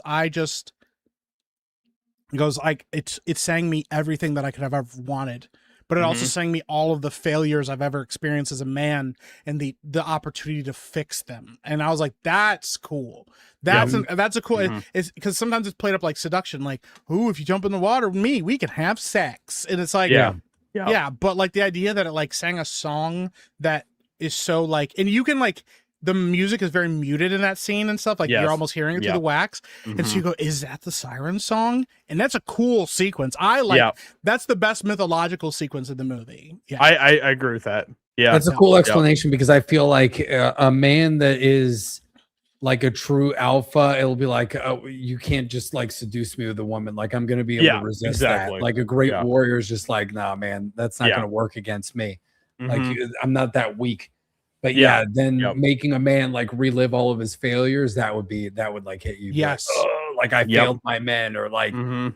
you know, my children hate me, or like I had a failed marriage or something like that, or I let somebody die. Yeah, like that Yep. that would get a man more than just like, oh yeah, like and have Yep. like sex with like some goddess or something like that. It's like, yeah, okay. A song that can pierce you to your very soul. Yeah, About everything that's- that you are that's and cool. stuff. Yeah.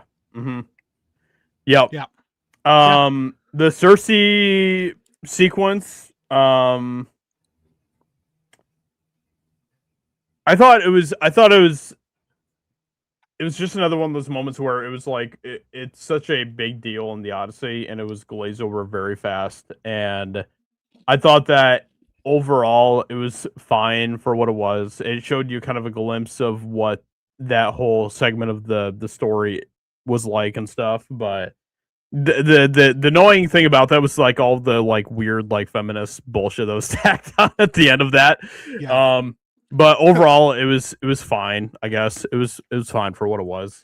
So Yeah, well, like that moment in the book is supposed to be, or in the poem, the epic tale is supposed to be kind of about like the soldiers not honoring their own upbringing and not honoring the fact that they're on a stranger's island, and how they should act and how they should conduct themselves because they were driven by baser instincts and blah blah. And you're like, yeah, I get that. And so that could have been a poignant moment on how Odysseus conducts himself and how he expects his men. That's not what happens. You actually end up just getting lectured by Cersei about how men are pigs and men are disgusting, and this is their actual nature, is just them as pigs and stuff because they did a thing to him. And then they kind of like, Odysseus implies that like a bad thing happened to her from other soldiers or to her sister. And so she's like working through her trauma and using her magic against men. That part of it I really didn't like because it's one of, not the only, but it's one of the most lectury portions of the film, and it just removes some of the weight of that because the lead up to it is straight up nightmare fuel. Yeah. At first you're like, okay, yeah, I know what's gonna happen if you know the story.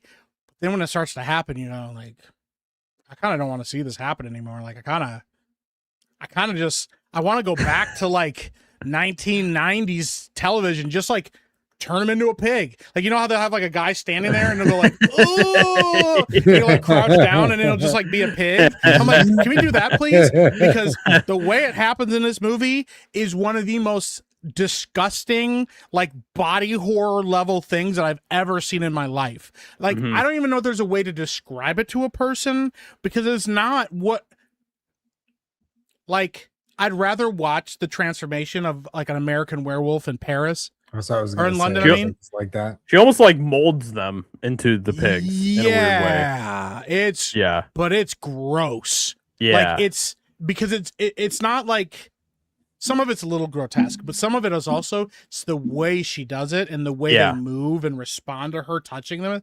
That's the part that's super gross. And I was like, damn. But it's completely undercut because as soon as they move past that, they get right into her complaining about men being disgusting and awful and stuff. And that part of it, yeah, go ahead.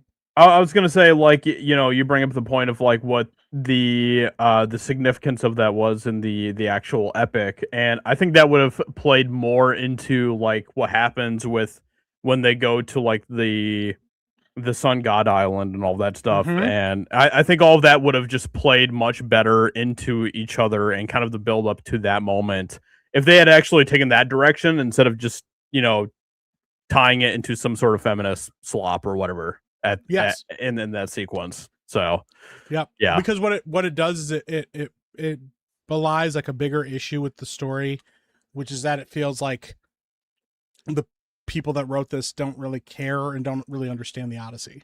Yep. Turd, you're not allowed to leave. You have to sit here and listen to all of this. He did make himself red. You can pretend to be a Christopher Nolan glazer if you want. That's fine. Yeah. What's with the red film? I like how the chat, like, when people come in, they're like, "Why is everybody red?" And it's like, I don't hurting everybody. Turd, you can't leave. I made myself red. I know he did. I saw that. That means you can't leave. You have to stay. I was going to comment on it. But yes, John Bernthal. He does play just John Bernthal, but 100%. You know, John Bernthal, he gets a pass for that. So yeah, what were we going to say, John Turd? Bernthal. I don't know. I don't know how to add to this conversation. Have you ever read the Odyssey, Turd? I think I watched the thing back in school. Oh, the Armand Assante movie? Yeah. Did you read the book? Well, read the poem. Do you know what a Cyclops is? X-Men. Right? Maybe we should ban Turd. Yeah. Now we need Mazda here. Yeah, we need Mazda. You fucking dog. He's a one-eyed cunt, bro. You know, you're like, oh, man. Don't worry, Turd. Stick around. We'll move on from the Odyssey in a little bit, okay? But yeah, stay. You're not allowed to leave. I just think it's funny to tell Turd what he has to that he can't leave. Make him sit there uncomfortably. By the way, Ben has been watching the Odyssey, and we just got a first reaction from Ben. What he thinks about the Odyssey so far. So let's. Wow, he's only like he's like halfway through, and he's already tweeting about it or texting. Let's check that. Let's check that out.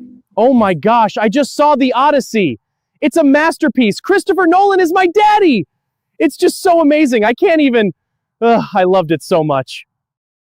Why was that AI abomination more manly than Ben in every way? I could walk, dude. Like he walked like with more confidence than Ben ever does. His hair looked better, but also it had the essence of Ben. So you also kind of like wanted to call the cops on him. You should have had all the smoke from the fires like choking around as he was getting out of the theater. Help, guys! I can't. Somebody said it was that Ben's sister. That's wild, dude. The funny thing is that I like implemented like a Ben clip into that, and I was like, because like the first version that it spat out was like significantly more like, you know, testosterone filled, masculine over anything that, and I was like, it needs to be way more like feminine. It's what I kept on like implementing into it, and just like that's the best I can get out of it. So I respect it. Yeah, I respect it. So. Yeah, man, I did not hate this movie. I've gotten a lot of heat for giving it a 6 out of 10. I mean, to me, already. 6 is mediocre, so I think that's a fair rating. That's my thing. I'm like, yo, if I walked up to like your girl on the street and said, your girl's a 6 out of 10, you'd want to fight me. Yeah, nobody would be happy about that. Yeah, but like I give it a 6 out of 10 for a movie. They're like, that's a little high, don't you think? That's the thing with this film, is that like it is absolutely a mixed bag, and it's not a film that you can just like say it's complete dog shit or it's a masterpiece. It really isn't. Like there's so much going on in this film. There's so many different there's a lot of bad in this film, but there are some shining moments, I guess you could say, that are in this movie as well. Overall, I would probably give it like a 5, 6 out of 10. That's probably where I would land as well. 5.6, maybe a 5.6. Yep. I gotta check with I got to check and see if that's acceptable on the Beardo scale, but maybe The chat was asking earlier, which Nolan films are worse? Tenet. Tenet and Dunkirk. yeah. And Dunkirk. Yeah. Dunkirk, because to me, Dunkirk's very forgettable, and Tenet because I couldn't even finish the movie. Yeah. I've literally tried to watch the movie several times and I haven't been able to make it through. So, The biggest disappointment about Dunkirk is that historically Dunkirk was so massive, Mhm. and this was like, I felt like it was a low budget film. Yeah. That's really what it was. It felt very small. It's like here's like a somebody that has like a budget of just like, I don't know, like less than $100 million or something like that, I guess nowadays, like trying to make a movie and you're like, yeah, that's a solid movie, but it's like, no, you know the budget, and you're like, you got like 3 planes flying at once, you've got like a couple of hundred guys like running to a ship. I was like, do you understand? Like, this was the entire British army escaping from Europe. So yeah, so I agree. Yeah, Dunkirk was just mediocre in that regard. It's like, Yep. Yeah. I Great agree with that. historical story. The movie was shit. yeah, it didn't give the sense of scale that Dunkirk really warranted. That's really, it was so, yeah, it was too small for that event. So Yep. Yeah, it's one of those things where, like, you know, we were kind of talking about, like, Christopher Nolan kind of has a pretentious bent on a lot of the stuff that he makes, and I think that Dunkirk was something that kind of fell, unfortunately, as a victim into that. Where, you know, he was trying to create like the experience, you know, like the experience, something that you watch in IMAX of like, oh, I'm right there on the beach, bro. I'm right there in the midst of all this. But it's like, okay. But outside of that, like, what is the story? Where are the poignant, like, character moments that are going to keep people coming back to watch the film over and over again? And it was lackluster and a lot of that. So yeah. Yep. Which is kind of like how the Odyssey is in a lot of ways, to be honest. So Yeah. that seems to be almost like what he does, actually, now that I think about it. Like, after talking about Dunkirk, and then I think about some of the movies that he's done, especially lately, he just has a way of taking these events that are really significant and like almost underplaying them.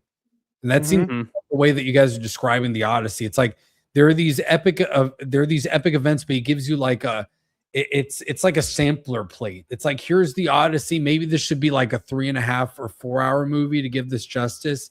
And I get it. Like, sometimes people will be like, well, that's pretentious in and of itself that you expect people to sit through a movie. I was like, some stories, if you're not going to split the movie in two, that's what you have to do to give it justice. And I feel like the Odyssey has so many beats and events and distinctive,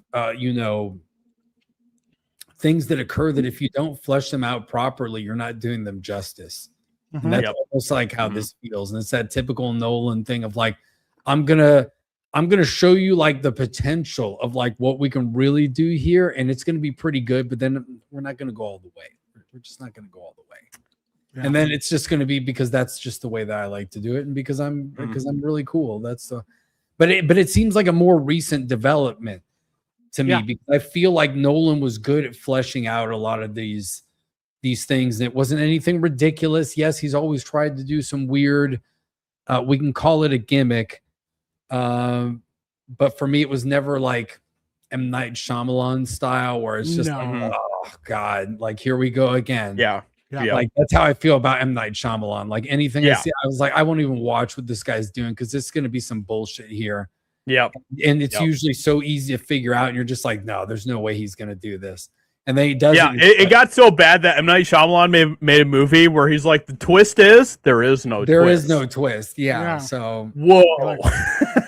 Like, wow, man, you're really swinging for the fences on that one, aren't you? Yeah, man. I wish I could be more excited about it than I am.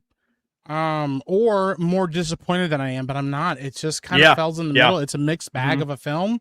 Yep. Which actually is not what I expected. I thought I was either going to hate it or love it. I didn't think there was going to be an in between on this. It sounds like it's the Starfield of Christopher Nolan. That's what it sounds like. Starfield. Oh, that's a bad. lot of people are saying this is the Last Jedi for like epics too. It definitely feels in those veins. Like this is going to split people. I think. Yeah. Some people are going to love it. Some people are going to hate it. And there are, I think a lot of people are going to fall in the middle of it. Here's the other side of it that I think is important to keep in context. When I got my ticket for this movie, this was at 3:00 on a Thursday. There were not a lot of seats. There were a lot of seats open. There was not a lot of people in the pre-sales. When I got there were a lot of people in that theater. Yeah. For 3:00 on a Thursday, a lot of different types of people. What I've heard, I mean, I know the nearby IMAX is like sold out. Yeah. For quite a few showings. Yeah, they sold out really, really fast on IMAX. So people are going to see this film. And I do think that word of mouth is going to be more positive than negative because people are going to feel something when they watch this movie. They're going to be overwhelmed by it. You know, and most people, most normies, and I don't mean that as a derogatory term, I just mean in general, most people don't really remember or know the Odyssey that well, or they only know it from what they read in high school. Yeah. And so that's their approach to this. I can't even lie about this. Like coming out of the theater, like there was a couple of like blonde Gen Z chicks that were coming out of the theater at the same time that I was, and they were like gushing about the film being like a masterpiece. Like it just blew their minds seeing the movie and stuff. And it's like I think the casting is going to go a long way to do that too, with like a lot of the general audiences. I think that and I you know, whether you know you hate the guy or not, Christopher Nolan, he does have a name. And people are going to go see this movie just because Christopher Nolan made this movie. It. So, and somebody did say the last hour of this movie is the best part of the film because it also really picks up at the last hour because you know what's about to happen, you know where things are going and stuff. I don't love the last hour of this film. I like a lot of the last hour of this movie. Odysseus Coming Home is cool once he's actually home, because when he gets home, there's a moment that he shares with Athena again, and it's one of their weakest interactions because it's the most vague on whether or not she's even real. And you're like, why would you make that? Yeah, it's weird. But the rest of it is pretty interesting. And like I said, the interaction with Matt Damon and Tom Holland is one of the better parts of the movie. I agree. Him running back into his dog is like a good moment. You feel a lot of that, and we'll admit it, like him stringing the bow and the axe heads is pretty fucking cool. Yeah. Yep. I totally agree. I just wish that we had a better motivating factor for Odysseus throughout the film with that, because I think that would have just made it, like if we would have had that throughout the whole film, it would have just made the ending like just completely just pop. You know what I mean? Yes. Like it would have been incredible.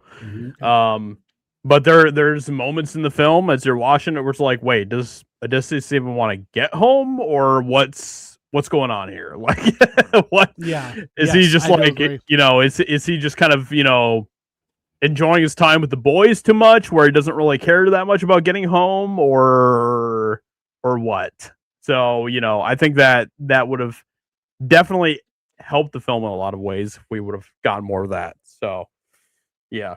But for what it was pretty good. And I will say that, you know, for what it was, it could have been way better than it was, but for what it was, the final act was pretty good. So, yeah.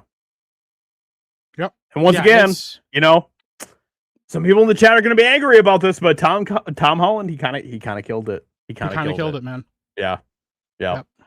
He kind of killed it. It's the first time I've ever heard anyone, because I was reading some other reviews. You're the first person I've ever heard say anything good about Tom Holland. Yeah.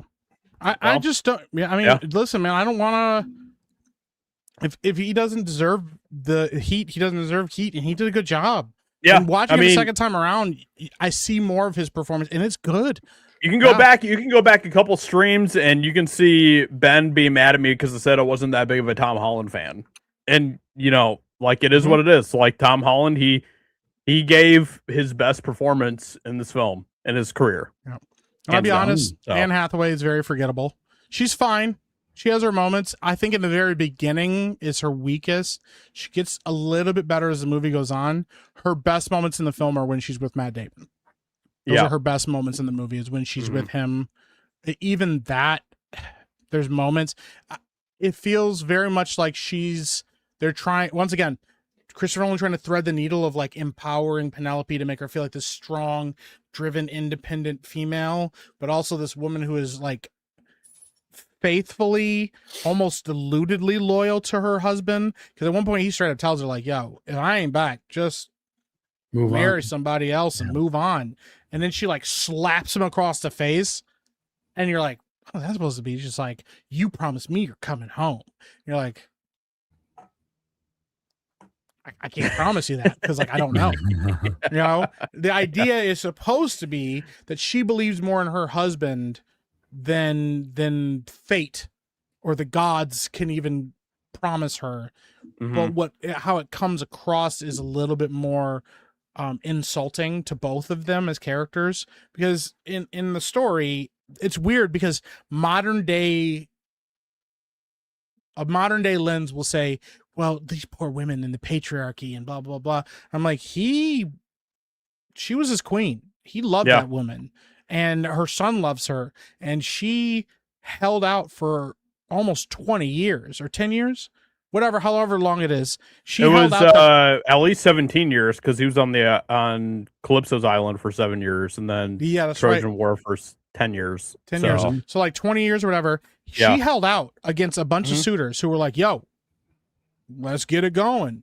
And then to me, and this is always the thing I've loved about the Odyssey, her challenge to them is to say, all right, y'all want to get married to me? Okay, do the thing my husband did. Yeah. If you can do it, you can have my hand. And everybody's like, bitch, that ain't fair. Can't nobody do what he did. She's like, then I guess you're not as much of a man as my husband was. And that to me is a great way to honor him, because she's basically saying like, yo, if you're strong enough to string his bow and shoot the shots that he could, then you're worthy of my hand. But not another man has come along that's shown me they're capable of that, And I like that moment because it also once again empowers Odysseus, because when he does do it, you're like, yo, this is awesome, because you know what's about to happen, But that feeling isn't the same when it's heavily implied that she just doesn't want to get married to a man again, that she just doesn't want to deal with being under, the being subservient to another man or being subservient to another husband and stuff. And you're like, so did she even really love Odysseus? You shouldn't be asking those questions about her. That just sounds like alpha widow syndrome, where she already knew that she had the best man that she could ever get, so she's resentful that he's gone because no other man measures up, because she's already had like that taste. So all these other dudes are going to be like freaking betas compared to Odysseus, so she'll never be satisfied. Good you are ever going to get. Yeah. So that's how it is. That's actually pretty. I mean, people may not like that in the character, but that's actually really on the nose. Yeah. That's actually very realistic. Yeah. But you got people like Robert Pattinson being the suitors. Yeah. That's actually like a strong woman that really like respects her man. And like, I like went out with the biggest badass ever. So I have these extremely high expectations. And it's not like I don't have high expectations because I'm the table. I have high expectations because my dude was like the shit. So like I already know what I'm expecting. So yeah, that's kind of cool. Yeah. And like I said, that perfectly summarizes how like this film really is a mixed bag in a lot of ways. Like there's some good moments like that in it, and then there's like a lot of moments that are just not great. And I know that the internet doesn't like to hear that, because either you have to be in the camp of like it's complete dog shit or it's a masterpiece, but this film really it's a complete mixed bag. Like, I know that's gonna frustrate the internet, but Yeah. Say you love it or you hate it. Don't say anything else. That seems 6 out of 10. That's a little high, pal. Like, okay. Oh, you must love the movie then. You must think it's a masterpiece, huh? You must love everything about this film, huh? If I said it was a 4 out of 10, you'd be like, that's a little high, huh? What do you think? This movie's almost passing? I don't think so. It's like, no, I think it's kind of middle of the road, but I didn't hate it, you know? Yep. And I can understand why some people would say, like, oh man, this is boring. I can see why people say this is a boring movie. I like long, slow, epic films like this. I didn't find it boring at all, to be completely honest. I didn't either. Those 3 hours went by pretty fast for me. Watching I've seen the it film twice. Yeah. So the most boring parts of the movie are when the movie stops to give you a lot of exposition. I know the poem has exposition, but like when in the movie, it stops to give you a lot of exposition to explain to you a lot of the subtext that's happening that doesn't need it to be explained as much because the gods are involved in those sections. Or there's something happening with the gods in those sections so that you do know what's going on. You know? Yeah. But there are a lot of slow paced movies that I liked. So, you know, maybe that's part of it. So I don't know. So yeah. There it is. The Odyssey. So what do you give it a 5, 6? What do you got? 5 or Pick 6? a side, fence worshiper. Wild stuff. 6 out of 10. Let's see. I mean, so, you can feel like that about stuff, though. You can be like, yeah, I don't really know how to feel about it, or it's just mid. That's it. Like it's just I mean, to be honest, like, you know, that's the majority of the movies that I watch. It's very like middle of the road, where it's like, okay, I can see some good things in this film, and then there's a lot of bad things that I see in this film, and it's kind of a mixed bag. And so, you know, that's probably where the majority of, like, you know, the films land for me. And probably leaning there's definitely a lot more films that lean more into kind of the lower tier of, like, you know, the 1 to 4s and all that stuff in that list than like the 6 or the 7 to 10s or whatever. But you know, but yeah, you know, there's a lot of movies that I watch where I'm like, okay, I can see some good things here, and then there's a lot of bad things here. And, you know, I think it makes conversations more interesting when you can dissect the film in that way, to be honest. So yeah. Yep. There it is. I guess I'm a fence worshiper. Piece of shit.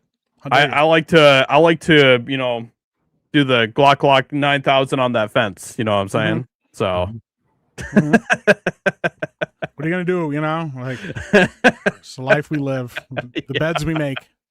I think when it gets to that point too, though, it's almost like if that's how we're already going to feel about it, it's like, why watch the movie in the first place? Like, if I'm already going to go in with, like, I'm going to go in full culture warrior, then it's like, well, then let's not even participate at all. So I won't even review any movies. I won't even watch them because I already hate these people because they're woke. So I won't even do that at all. Like, let's just all, you know, that's it.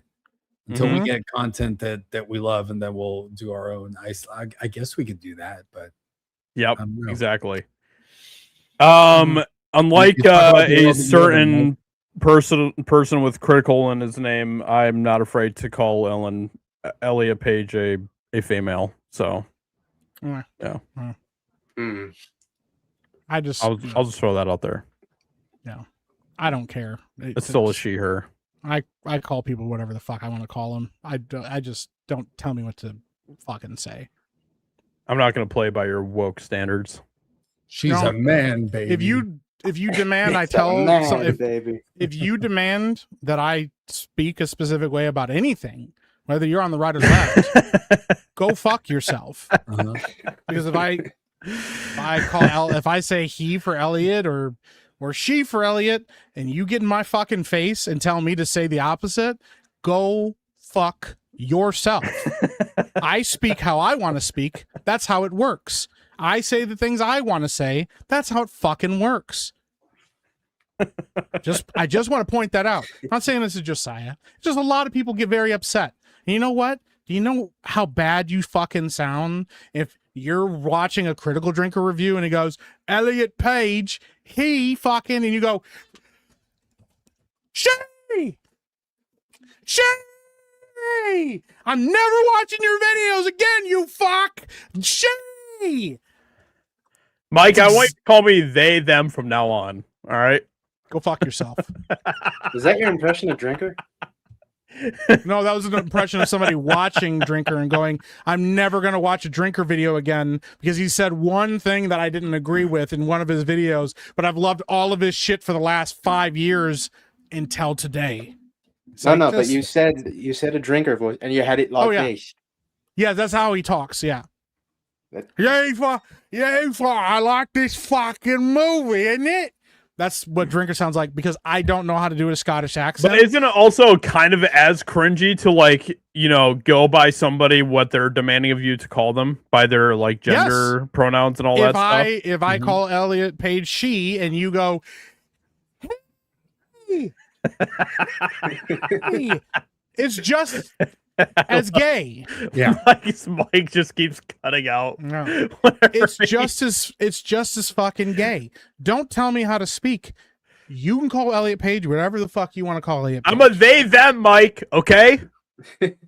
You can call yourself whatever the fuck you want to call you. Let me decide what I'm going to call people because that's how fucking free speech works. Mhm. Y'all are real happy to say all kinds of random shit on the internet to me, about me, and at me, all you want, and that's fine. None of y'all motherfuckers say that shit to my face. That's all I'm saying. Damn. Ooh. I am not going to restrain from roasting certain people when they abide by the... That's fine. Just don't tell me how to speak. Yeah. 'Cause we'll get into it. Listen. I will fight anybody that wants to get into the personal liberties conversation. Please, let's do that conversation. Let's have it. Bravo. Yes. I get why people listen. You do not have to call anybody anything that you don't want to call them. It should not be impressed upon people to have their speech compelled in any way, shape, or form for any reason. That is your right as an American citizen. I just think that some people forget that in the idea of like, well, I now don't agree with an ideology, and so now because I want to be on the right side of it, or I am empowered to be on a certain side of it, I'm gonna have issue with somebody about it, and that's fine. Like if you I see where you're coming from. Yeah. It's like it's important. Yeah. It kind of goes back to the whole, like, I guess, conversation and nuance and all that stuff. Like, yes, which, is very lacking on the internet. Let's be honest. It is what it is. It's the internet. Mm-hmm. But just cutting out somebody and being like, I'm never going to watch a video of yours ever again. I don't like that you said a thing. Yeah. That's kind of cringe, but, Apollo on the other hand, I think it's also, there's something to say to like, to roast those people for playing into the gender ideology bullshit or whatever as well. So, because I'll fucking roast the hell out of you if you play into that. So you can roast anybody you want. Yeah. It's fine. Yeah. By the way, Apollo Monopoly, accusing people of a crime is actually illegal. Like, by the way, I just want to point that out. Yeah. So like what Ben did. Yes. Calling me retarded or saying I have AIDS, that's fine. Calling me a PDF file is an actionable offense because you're actually accusing me of a crime. Little bit of a difference there, pal. Just once you yeah. And yeah. Yes, Ben is a criminal. Let's get that out of the way, okay?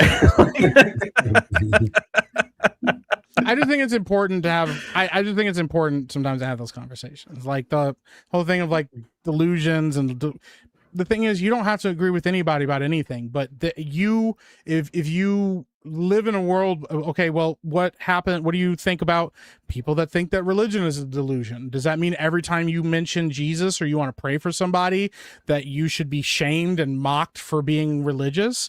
Because you wouldn't agree with that, because that isn't aligned with your viewpoints, because most conservative people lean towards being religious and Christian, and that's good and that's fine. But if you know, in the same vein, if you go like, yeah, well, I'm a Christian, and I go, well, I think religion is ridiculous and you're stupid for believing it, you go like, well, that's your prerogative and that's totally fine. You couldn't change my beliefs if you wanted to. And also, go fuck yourself. And I'm like, well, that's not very Christian of you. And then you hit him. And you go, Jesus forgave me for that before I did it. And now we have a, but anyways, it's just one of those things I think is interesting, because that's the one thing I think I've gotten more than anything from anybody is like, I say Elliot Page, are like, she. I'm like, I didn't even say a gender. I just said Elliot Page. You know what? I'm calling it Elliot because if I say Ellen Page, you might go and watch Juno, and that's not the movie I'm talking about.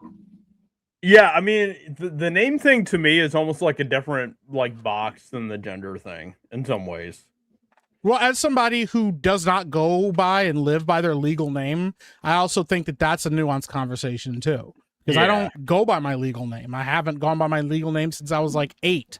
Right. And so if I have that conversation, I have a perspective on, well, I haven't gone by my birth name for almost 25 years now or longer. So Mike, I want you to start calling me Bartholomew instead of Josiah. Okay. Barty. Hell yeah. Barty J. Yeah. Yeah. Wait, how do I do this? Are you actually trying to change your name right now? I am. But I am too retarded to figure it out, so. Is Benology some sort of cultist religion? Says no, it's just for 2 pounds. Now we're asking the important questions, and the answer is no. It's just a sad gay man on the internet now. He doesn't do the cultist thing cool like Jared Leto kind of does, where he has a bunch of people come out into the middle of the desert to worship him or whatever. He doesn't even do anything cool like that. He just yes, he's just Ben. Yeah, just Ben. I heard that he was here and he got kicked. Yeah, he did. Yep. Thanks to Phil's cousin who sent in a $50 freaking super chat. Nice. Absolutely nuke Ben out of the stream. Nice. Is he backstage? He is not. Good.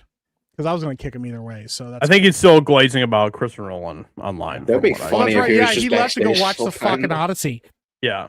Why go see it today? You could have gone and seen it yesterday or tomorrow. He literally was like, I think the best time to watch this movie is right in the middle of the stream. It's like you're not going to be ready in time to talk about it anyway, so it doesn't matter. Yeah, it's not like you're going on any other fucking streams to talk about it or putting a review on your channel for it, Ben.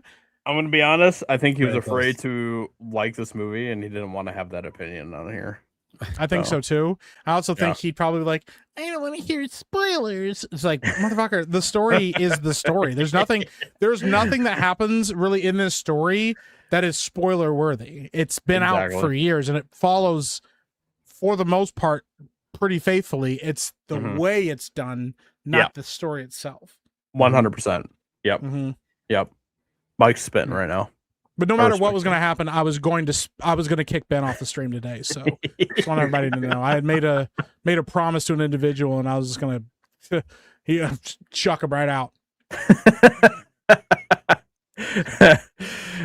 Yeah. Was it Chaz? Was Chaz like, whatever you do, make sure Ben's not on the stream tonight? Yeah. That's my only way. I respect that. Yeah. Speaking of super chats, we do have some more that have rolled in over the past few minutes. So let's. Turd, do you want to read super chats? Okay. You got this, Turd. Okay. You got this. Yeah, I believe in you. You got this. Thank you. Yeah. Hood Blade for $5. So Mike gives my Assassin's Creed film a higher score than a Nolan film. That is going on my resume. There you go. I actually did. Yeah. Damn. There you What'd go. you say? 65 or so? I think I give it a 64. Have I? Oh my gosh, I don't know if I've posted that review yet. I think I still have it in my drafts. Ooh. Nate, I'm gonna get your review up. It'll be my 150th review on Criticless. All right. Hey. Hell yeah. Nice. All right, I'll post it in a little bit. Yep, I'm still. No, it's 65. I have it right here. It's 65. Nice. There you go. Yep. All right. It'll be my 150th review, so I'll make sure to post that later today. I got you, Nate. Johnny's for $5. Wow. Okay. Hold on, Turd. Before you continue, I just want to say I appreciate the fact that you actually let people finish the conversation before you move on to the next super chat. Unlike a certain somebody that will just flat out just interrupt you in the middle of what you're saying to continue on. So I just want to say that's good stuff. We might just make you the official super chat reader from now on, to be honest. So okay. Johnny, I guess you don't like that idea. All right, never mind. I'll take shit. I don't. Yeah. You're doing great. Thank you. Johnny's for $5. I wasn't even planning on watching this in the theater, but there would be no need now if I wanted to. Is that what? Yeah. I feel like I've watched the whole movie. #pass. If you were interested, go check it out. I would say that this movie's not gonna flop. I'm gonna tell you this right now, guys. Like, I'm sorry if you thought this movie was gonna fucking flop. This movie is not going to flop. This movie is going to make money. If this movie flops, I'll give Ben a personal, heartfelt compliment. I was worried where that was going. That's huge. That's huge. Yeah, that's huge for Ben. Mm-hmm. So, but this movie's not gonna flop. And the thing is, this movie's going to be done making money. And my thing is, like, everybody's screaming. If you have a personal or moral obligation to not see this film because you think that you are supporting something wrong, don't go see it. If you are curious about this film at all, if you feel like you're missing out, if you're a big Nolan fan, if you like the Odyssey and you want to see what this adaptation is like, go look at it. Go check it out. At the end of the day, spend your money how you want to spend your money. Yeah. Okay. That's really all you can do. And, fuck whoever is trying to shame you for the way that you want to spend your own money, Yeah. So. Yep. I don't know Absolutely. if I want to see it. Somebody said, what qualifies as a flop? If it doesn't at least break even, it's a flop. I mean, that's kind of how it usually goes. If you don't break even, you lost money. If it loses any money, it's a flop. Mm-hmm. There was never a chance of that. What's the budget on this? 250 million? I think it has to make 700 million to break even. I'm trying to find the budget for it right now. I think it's 250 million. I think so. I think that's the number I've seen floating. Yeah, I think people need 250 million. Yeah. I think people need to be realistic about it. Like, it's a Christopher Nolan film, so that's already positive. It has a cast that has mainstream appeal, for the most part. It's a non-superhero movie, which is, we can argue if there's superhero fatigue or not at this point. It's at least something different for people to watch. And we know that when it comes to fantasy or historical stories and things like that, that's still in vogue, because look at how, I would say it's very different, obviously, but look at how Game of Thrones is still doing, whether it's House of the Dragon, Night of the Seven Kingdoms, whatever. So these things, I feel like it has everything going for it in that regard. And it just would be people that are either really big fans of the original source material, or people that are just like, we just don't want anything woke at all. Like, we're done. Well, I just don't like Nolan because I just Right. don't like his movies in this style. So, Yep. Yep. Like, Christopher Nolan, he does have like a huge stellar cast for this film. Mhm. That's going to play at least a little bit. Now the interesting thing that happened with this film is that the film did leak online. Yeah, which I did. was What? which was Day one. yeah, which was kind of wild. And it'll be interesting to see how that plays into what happens with this film. I still personally think that the film is going to be successful. My guess is it's probably going to end up being around 750 to 800 million, probably total, for the film. I think it's gonna hit 800 to 900 mil, but that's just me. Yeah. I Yeah. I know I think Jeremy thinks he is gonna crack 1 billion, or it's likely to crack 1 billion. I don't think It's very happening. possible. I don't think it's going to. I think the fact that it's a 3-hour movie, you have to play that into part of it as well. Yeah. The biggest thing is and that the push big thing is go ahead. Spider-Man comes out in 2 weeks. That's true. Mm. I do think the push for IMAX is going to be its biggest strength. I think it's going Mhm. to make a lot more money that way. But yeah, I don't think this movie's going to lose any money.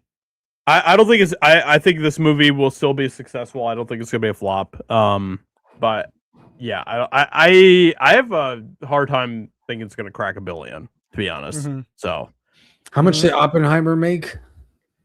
911 million. Almost a billion. Yeah, I think it was it was- 900. Maybe it was 940 million. it Something like is that. $976 million. Okay, 176. Yep. Yeah, because I And know I'm gonna that be honest- Michael just passed that recently, and is now it just cracked 1 billion. Michael. yeah. did Michael cracked 1 recently, billion. I'm so. so happy. Mhm. I will be Yeah. honest. I almost feel like in that context, like this could break 1 billion then. It's possible. Because I feel like that's a more mainstream appeal story than Oppenheimer, especially internationally. The Odyssey would have more significance. Yeah, I do think that like things like it being almost a 3-hour movie is going to play into it. Also, you don't have the Barbenheimer effect, which definitely helped heavily push Oppenheimer. And also Spider-Man does come out in 2 weeks. I think all these factors are going to play into it not making 1 too. billion. I do too. Yeah. Yeah, I do too. That I do think that's gonna be a big factor in it. Because Spider-Man is gonna slap everything around. It's going to destroy. Yep. Yeah. Yeah. If Spider-Man didn't crack $1 billion, I don't know jack shit about life. I can tell you. Yeah, exactly. I would Yeah. walk into traffic. Mhm. That's a little dramatic, but what I mean is like I would be absolutely surprised. I think Spider-Man has the legitimate legs and the legitimate hype around it to crack $2 billion. How did And I think it might actually. I think Spider-Man is going to be bigger than Doomsday. So, I think that's fair. That's a fair. Yeah, I do too. I think Spider-Man is MCU's ticket to get Doomsday to $1 billion. that I think that I can agree with. I would almost say that I think if we want to say Spider-Man Okay. doing better than Doomsday, I don't know if you're trolling or not, but this is a completely that's retarded trolling. take. There's no way. No, he's This definitely has to be trolling. trolling, Spider-Man right? will do better on its first day than Supergirl will have done in its like entire run. That would be Yeah, much they're- closer to that. They're talking about this fucking movie like cracking almost 500 million in its opening weekend, bro. Yeah. He's I could messing with it. see. Yeah, I he's could messing with it. I see- thought so. I could see Spider-Man, depending on how good it is, overall making more money than maybe Doomsday will, but Doomsday's opening will probably be bigger just because it's the Avengers coming back. Yeah. And that hype is going to be incredible. And all If the it's X-Men. like the leaks and it's not great, or if it's a mess, then word of mouth will like hurt it later on. But I think opening like Doomsday is going to be ridiculous. I can see that. I can see opening doing better than Spider-Man. I think the Spider-Man's going to have better legs than Doomsday. Yeah, I think so. for I do that, too. that's for sure. Now, and the There was winners a- of all of this, who wins at the end of the day? Tom Holland and Zendaya win Yes, 2026. they are 'Cause going to be These people are in freaking everything. they are going to be proven box office draws. Everything. They're in everything. Yep. Yep. Yep. I think that I don't know. I think that we're in an interesting like year for movies because Dune 3 needs to do well. Zendaya's going to be in Dune 3 as well. She's Mhm. yeah. Oh, man. She's Yeah. putting herself up there as Now, I'm going to be honest. I don't think she's really the right person for a lot of these roles. And I Yeah, think she's I kind get of that. forced into a lot of these roles. And it's very She's making the money. manufactured. But She's not Yeah. hurting their box office. I know other people think she may be. She's not, because these movies are making money. Yeah. Like, people are excited to see her and stuff. She is. Normies love her. Like, I think And I here's the think that go ahead. I think she's so. See how people take this. She is so no. The problem is that she's so like generic in the sense that she's vaguely androgynous. She's brown. Like she could be Mhm. every like. she's type brown, of but not person. too brown. No, that's what I'm saying. Like Yeah. she is like every race of human being combined. So she has like this weird universal appeal. So it's like you can put her in front of everyone internationally, and that's probably why she does well. She's just Yeah. like so Yeah. like I don't know what she is. She could be one of us. She could be one of them. She could like, and then she's just so like strange in like how she behaves. I don't know. Zendaya is like a weird one. I guess that's how it is. Like everybody's just like, oh yeah, Zendaya. Like she's just like inoffensive to everybody, I guess. Yeah. I Absolutely. I think a lot of it is just like really manufactured stuff from Hollywood. That be could be it too. Right. Yeah. Well, Or and she that's she what's is the interesting. one that Hollywood wants, right? There's the conspiracy of like, let's eliminate everything. Let's go the full melting Like, pot. Like you could eliminate replace every race, they will become Zendaya. Like every Yeah. race combined. I think a if you human being replace would- her in most of the significant franchises she's been in, I don't think it hurts the box office, to be honest. I- So I actually think she's part of the reason. I think normies love her. Yeah, That's they me do. though. I don't know. I mean, What's weird though is like, so I don't care. I've watched seasons 1 and 2 of like Euphoria. She actually has range. She can actually act. Yeah. They just don't ever let her. They Yeah. do not let her. They're so like, it's not like she doesn't have the chops. The other thing I think is interesting about her, and this is the more confusing part to me, is that she doesn't do nude scenes. mhm. So she's not out here like showing her tits and her ass and stuff to like Mhm. get roles. And she's been in a committed relationship with Tom Holland since Homecoming.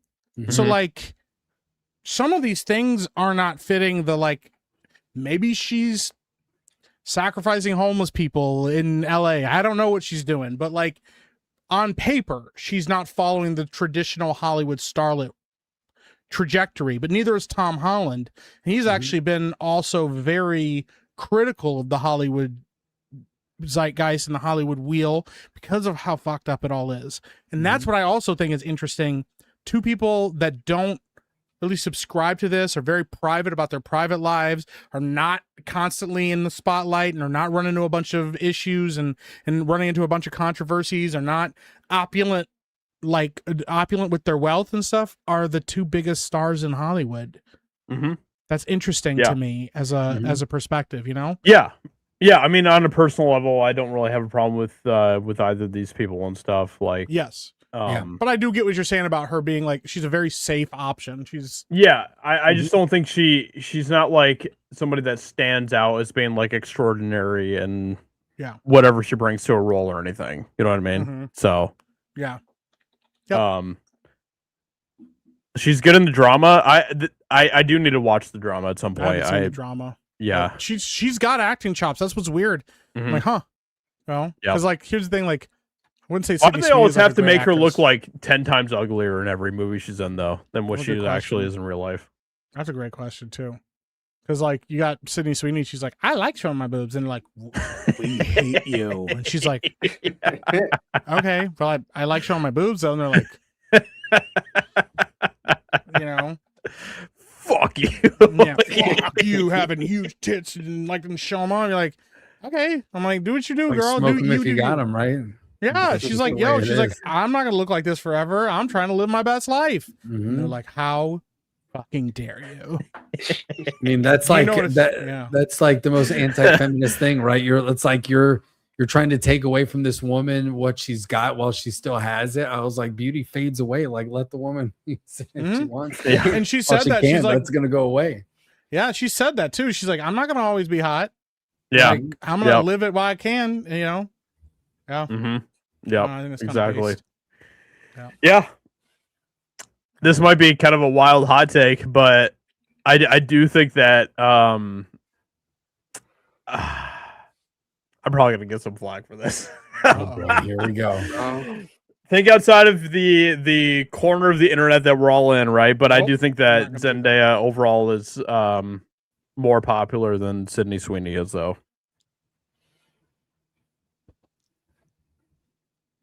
That's probably true. Sure. Yeah. That's Might be probably true. mainstream. it might be Mainstream wise. possible. Yeah, it might be. It might be. Just thinking about all the retards, the normies, and all that stuff, So Yeah, Well, it's like I think that's fair. said, like it's the international appeal, right? Like Zendaya looks like if you didn't know anything about Zendaya or who she was, there would probably be like, I could see the thing that like Hispanics do all the time. Like when somebody's an awesome Hispanic, they're like, they must be from my country, right? Like that's how Zendaya would be. Like she looks so like, I don't know what she is. Like, could she be Hispanic? Could she be Indian? Could she be from the Middle East? Could she be like a brown Israeli person? Like, could she be like Eastern European? Like, I don't know what she could be. So that gives her more appeal. Whereas like Sydney Sweeney, she's a white chick. So it's like you already know what she is. So it's like, let me make this clear. I would take Sydney Sweeney over Zendaya. No, it's true. But I could see like internationally, it would be like more people might broadly like her, or because of that, or like that's just how it is. Yeah. So, yeah. Because unlike they try to make you think here in the United States, white people are actually an extreme minority throughout the entire world. So, but of course, that's not how they make it seem here, right? So I could see like Zendaya would actually have like more broad appeal internationally because she looks more like how a lot of people throughout the world would look. Now the question that plays into that is that all like, is it all like authentic or is it all just manufactured stuff? AstroTurf with Zendaya. That's a good question. I don't know. Why don't you tell me? Because like, let's think about this, right? Like, let's just kind of surmise on this a little bit here for a second. Surmise. Yeah. So she was in like things, like her big. Obviously, she was in like Spider-Man, Homecoming. Yep. She played a pretty small role in that. Yeah. And then she was like in Spider-Man Far From Home. She was in what's the show that she's in? Euphoria. So she was kind of like in that at the point, but then she started to get like these bigger roles in things like, Dune and now the Odyssey, and she's been in all sorts of other shit in between all of that as well. It's like, okay. Like, yeah, but she was also a Disney star, and that's always big for your trajectory. She was in Casey Undercover, and that's a piece of information I did not know about actually. Yeah, so she was a Disney star. Yeah, she was in a show called Casey Undercover. Yeah, I don't really watch Disney shit, so she was also a YouTube. I wouldn't say a YouTube star, but she was on YouTube. There's old videos of her doing like singing and stuff on YouTube, and that was really massively popular for her. She started as a child model and a backup dancer. Then she was on a show called Shake It Up on the Disney Channel. Then got her own show, Casey Undercover, which was actually really popular for a hot minute. That's 2015 to 2018. Then she did Euphoria, which that was kind of her breakout role. That was the thing that got her on the big list because she won 2 Emmys for that. Yeah. She was the youngest performer to ever win. Oh yeah, she was in The Greatest Showman too. I forgot about that one. She was in The Greatest Showman. Yep. Let me look at her. Yeah, when you start to look at when you start to look at her resume, you go like, oh yeah, actually, yeah. Like movies, yeah. Spider-Man: Homecoming was technically her second movie because she did a voice in Super Buddies. Oh, okay, that's huge. That's huge, actually. Yeah. But her first live action movie was Spider-Man: Homecoming. Huh? Like the Golden Retriever puppy movie? Yeah. Yes. Yeah. All right. So we're looking at Spider-Man: Homecoming, The Greatest Showman. Then she did a couple of like, I mean, these aren't You're welcome. Everybody's like, "Oh my God, Zendaya is actually a lot more qualified than we ever." I'm sorry. I like to dive into the dirty details of all this shit. Spider-Man. She does a lot of voice acting too, which is surprising. She's in the movie Duck Duck Goose. Do you remember that one? Josiah? Masterpiece. I mean, You I actually remember that remember movie? having some great games of Duck Duck Goose back in my day. It's a weird. And ass Red movie, Rover. dude. Let me tell you, Never Red Rover. seen Duck Duck Goose. It's like a Chinese. Well, it's not like it's like about a goose. It's a Chinese movie, but it's like a bunch of like American cast. It was on Netflix. My kids. I was watched really it. hoping you were going to Is it tell a me real that movie? was like some sort of like weird horror film, like a weird No. horror twist on Duck Duck Goose or No, something. it's about like a Wouldn't goose that be that kinda- finds like these That might be duck kinda fun. babies and tries to like help them get home.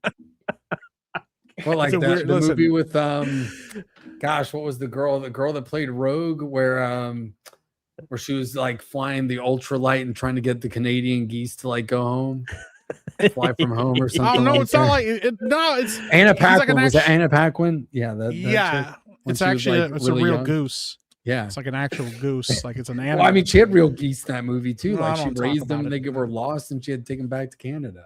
She was in the movie all Smallfoot. of that to say, I don't think that her acting is like anything stellar in any of the roles that she's been in. No, you are Which- correct. Except Euphoria, which she kind of kills it. But and then she was in that really weird movie Challengers. I forgot about that one, which I haven't seen. But that's about the two. Like she's like, oh yeah, the tennis. Cuck movie. and Yeah, then she's Yeah. like, Yeah. I want to see you two try to fight for me. And they're like, let's throw away our entire tennis career for some, mid poon. oh, I guess I cannot see that movie without thinking of all like remembering all the memes about Tom Holland just like crying through like as he's watching her just get Yeah. pounded Oh by my two dudes or whatever. gosh. Yeah, Yep. crazy shit. Yep. But now they're just playing movies together, so it works, I guess. So Yeah. That's how you avoid the awkwardness. Yeah. It's just Jeez. yeesh. Fucking hell, bro. But yeah, and then this year, it's kind of insane, dude. Like It's the year of the Odyssey, Zendaya, man. the drama, the Odyssey, Spider-Man: Brand New Day, and Dune Part 3 all in one it's year. literally insane. Yep. Yeah. Literally insane. Yeah. But yeah, dude. Oh yeah, and then her TV career is kind of actually insane. Is it? Shake It Up, Good Luck Charlie, Prank I don't know what those Stars. I don't These know are what that all is. like Disney shows. Like she was on everything. Like I I don't get watch why. any of that shit. Well, you know what? No, but those shows were big. Like you She can't. was- Were they? She was a runner-up in Dancing with the Stars, season 16. I know That's a that huge is. deal. I didn't know. I know what that is. Yeah. You know what Dancing with the Stars is? Do you really? Yeah, of course. She's gonna be in Shrek 5 too. Remember that? Shut up. Casey She- Undercover. She is. She's gonna be Felicia in Shrek 5. Oh, that's Felicia! right. She's the daughter. She's right? playing Felicia. Yeah, she's the daughter. She's gonna be I'm the sick of daughter. Josiah. I'm just sick of him. Just sick of him. She doesn't have anything else really on her upcoming list though, so that'll be She interesting. did. She sang the song "Hot and Cold" for Kids Bop Kids 2009. Because you're hot and you're cold. Yes. Yep. They don't know. Okay. Versace on the random. Floor by Bruno Mars 2017. She was apparently in that as a guest. I agree with this. Shrek 5 does look. Yeah, Shrek yeah. 5. Karen looks Dagger, terrible. no, It have a good looks night, like- man. it looks Bro, like- I swear if Shrek 5 is like dog shit, I'm gonna. I don't think it's gonna be any good, bro. I'm gonna be really. I mean, Shrek 4 wasn't good. I mean, like Yeah. to me, Shrek the 4 first two were the good ones, and that was really it. Like after that, it was I enjoy aspects of Shrek 3. Mhm. Like Is the that whole Justin like Timberlake one? the whole yeah, like them going to like the high school. Like yeah, Ewith, don't fucking totally remember Ewith. yeah, bro. totally. Like all of the My crazy like references and stuff that were in Shrek 3 were pretty Right. great. My friend Um, thinks you vexeth and her Merlin, so soothly. bro, Merlin Dude. killed me. Killed Merlin's- me Merlin in was that so film. good, dude. Yeah. But yeah, Shrek 4 the- is rough. The Shrek joke 4 that is always rough. gets me in that one is when they're getting attacked by Captain Hook and stuff, and like he's playing on the piano. He just looks over and Merlin's also on the piano with him, like playing. I don't know why that joke killed me, dude. Like it was like the funniest shit ever, dude. Like, Bro, him just like walking around in like sandals and socks just like was dude, yeah, so freaking hilarious, dude. dude, it's so funny, bro. Yeah, it's good stuff, man. So there you go, chat. Zendaya is top of the list right now. She is absolutely crushing it, killing it. Yeah. Show your respects for Zendaya in Well, the chat right now. Let's right? dial it back a little bit. Man, Josiah's just become a total stan. Let's call him Become a down. Zendaya stan. We're just gonna clip that out and put it everywhere. Jeremy's gonna make a video about this tomorrow. Like Josiah thinks that. Yep, Josiah sold out. Yeah. Yep. Goodness You know what? That's fine. gracious. That's fine. Yeah. I mean, yeah. Turd, what have you been watching recently? I don't ever know what this guy's doing. What? What? Dude, I What- watch Yeah, shit what that are nobody- you doing, I watch Turd? shit that nobody else watches at this point. Well, that's what I'm wondering. So I was going to ask Turd what he's watching. And I was going to ask Rollo what he's watching. I just finished. I do- Okay. I do just want to say this real quick, okay? Yeah. This is important. Yeah. Uh-huh. Thelma Hayek still mogs everybody in the entire industry. Someone just wanna- Hayek is. True. I just want to say that, okay? Yeah, she's gorgeous. She still looks great. Yeah. I just know she did I it. just wanted to throw that out there because I think Yeah, it's yeah. important. So It's important. So yeah, Yeah. tell us Anyway, what are you go ahead. watching? Well, Turd, you can go first. They did ask you first. I want to Well, be. that's very gracious of you. Living Single. I've just been on a 90s black comedies binge lately. I was hoping he was going to mention it because I just don't. What brought you to watch Living Single? I saw a clip of Kyle breaking up with Max, and it was cool, and I just wanted to watch the show. That's about it. I'm gonna be honest with you, Turd. I don't understand you sometimes. that's some real autistic shit right there. That's what I'm saying, bro. I don't understand. Like that's not like that's like kind of a deep cut. And I'm a little pissed off about it. That's not like that's not like a show like you go like, oh, I've been watching Home Improvement because it was on Netflix. You're like, oh yeah, cool. You know, we're like, oh man, I was watching Martin, which is like kind of almost on the edge because you're like, okay, Martin, you know, but like Martin Lawrence, it's on Netflix or something, you know, you're like, okay, Living Single. That's very specific, and you kind of have to go out of your way to find it. Well, that's on Hulu. You really do. You're like, what are you even watching that on? Hulu. Yeah, but Mm. Heard. When was the last time you heard anybody mention Hulu? Yeah, like who? You see what I'm saying, Turd? You see why my concern kind of feels warranted? Like, how are you getting to this? Like, when was the last time you heard anybody say, "Hey, have you watched that really good show on Hulu?" Yeah. Because it Fucking blends in. You Living get like the Single. triple pack, right? Where you get like Disney Plus, Hulu, and HBO. Maybe Pretty that's Or what he's ESPN. doing. They tried to get me for that, and I It just refused. sits there, so you're just Yeah, like triple well, peg, whatever. bro. Yeah, Yeah. I probably should take that deal because I think it's still cheaper than paying for just. I kind of refuse. HBO. Yeah, well, like I did eventually get rid of Disney Plus. Took me a long time. I do it through Amazon now, like all the other apps, because now through Prime you can get like HBO, Yeah, yeah, and, like Apple TV and all that shit. right. Hmm. So it's just easier to go through there. That's not a bad way to do it. Yeah, yeah. and then it's all just in one app.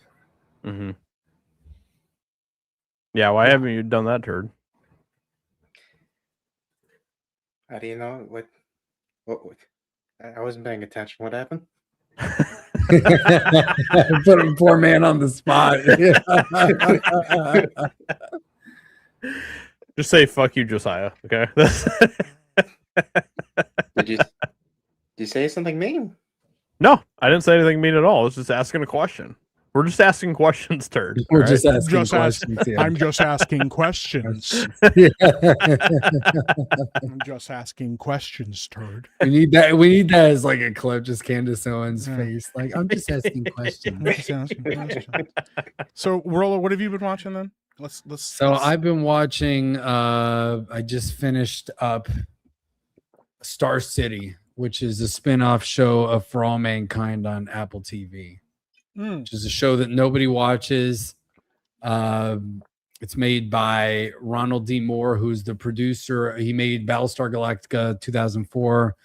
He was one of the producers and writers in basically all the good Star Trek shows. So TNG, Deep Space Nine, all that stuff. Mm-hmm. It's an alternate history show. It goes woke, especially since when it first came out. I think it came out like 2015, 16. So it does have its moments of like woke and gay.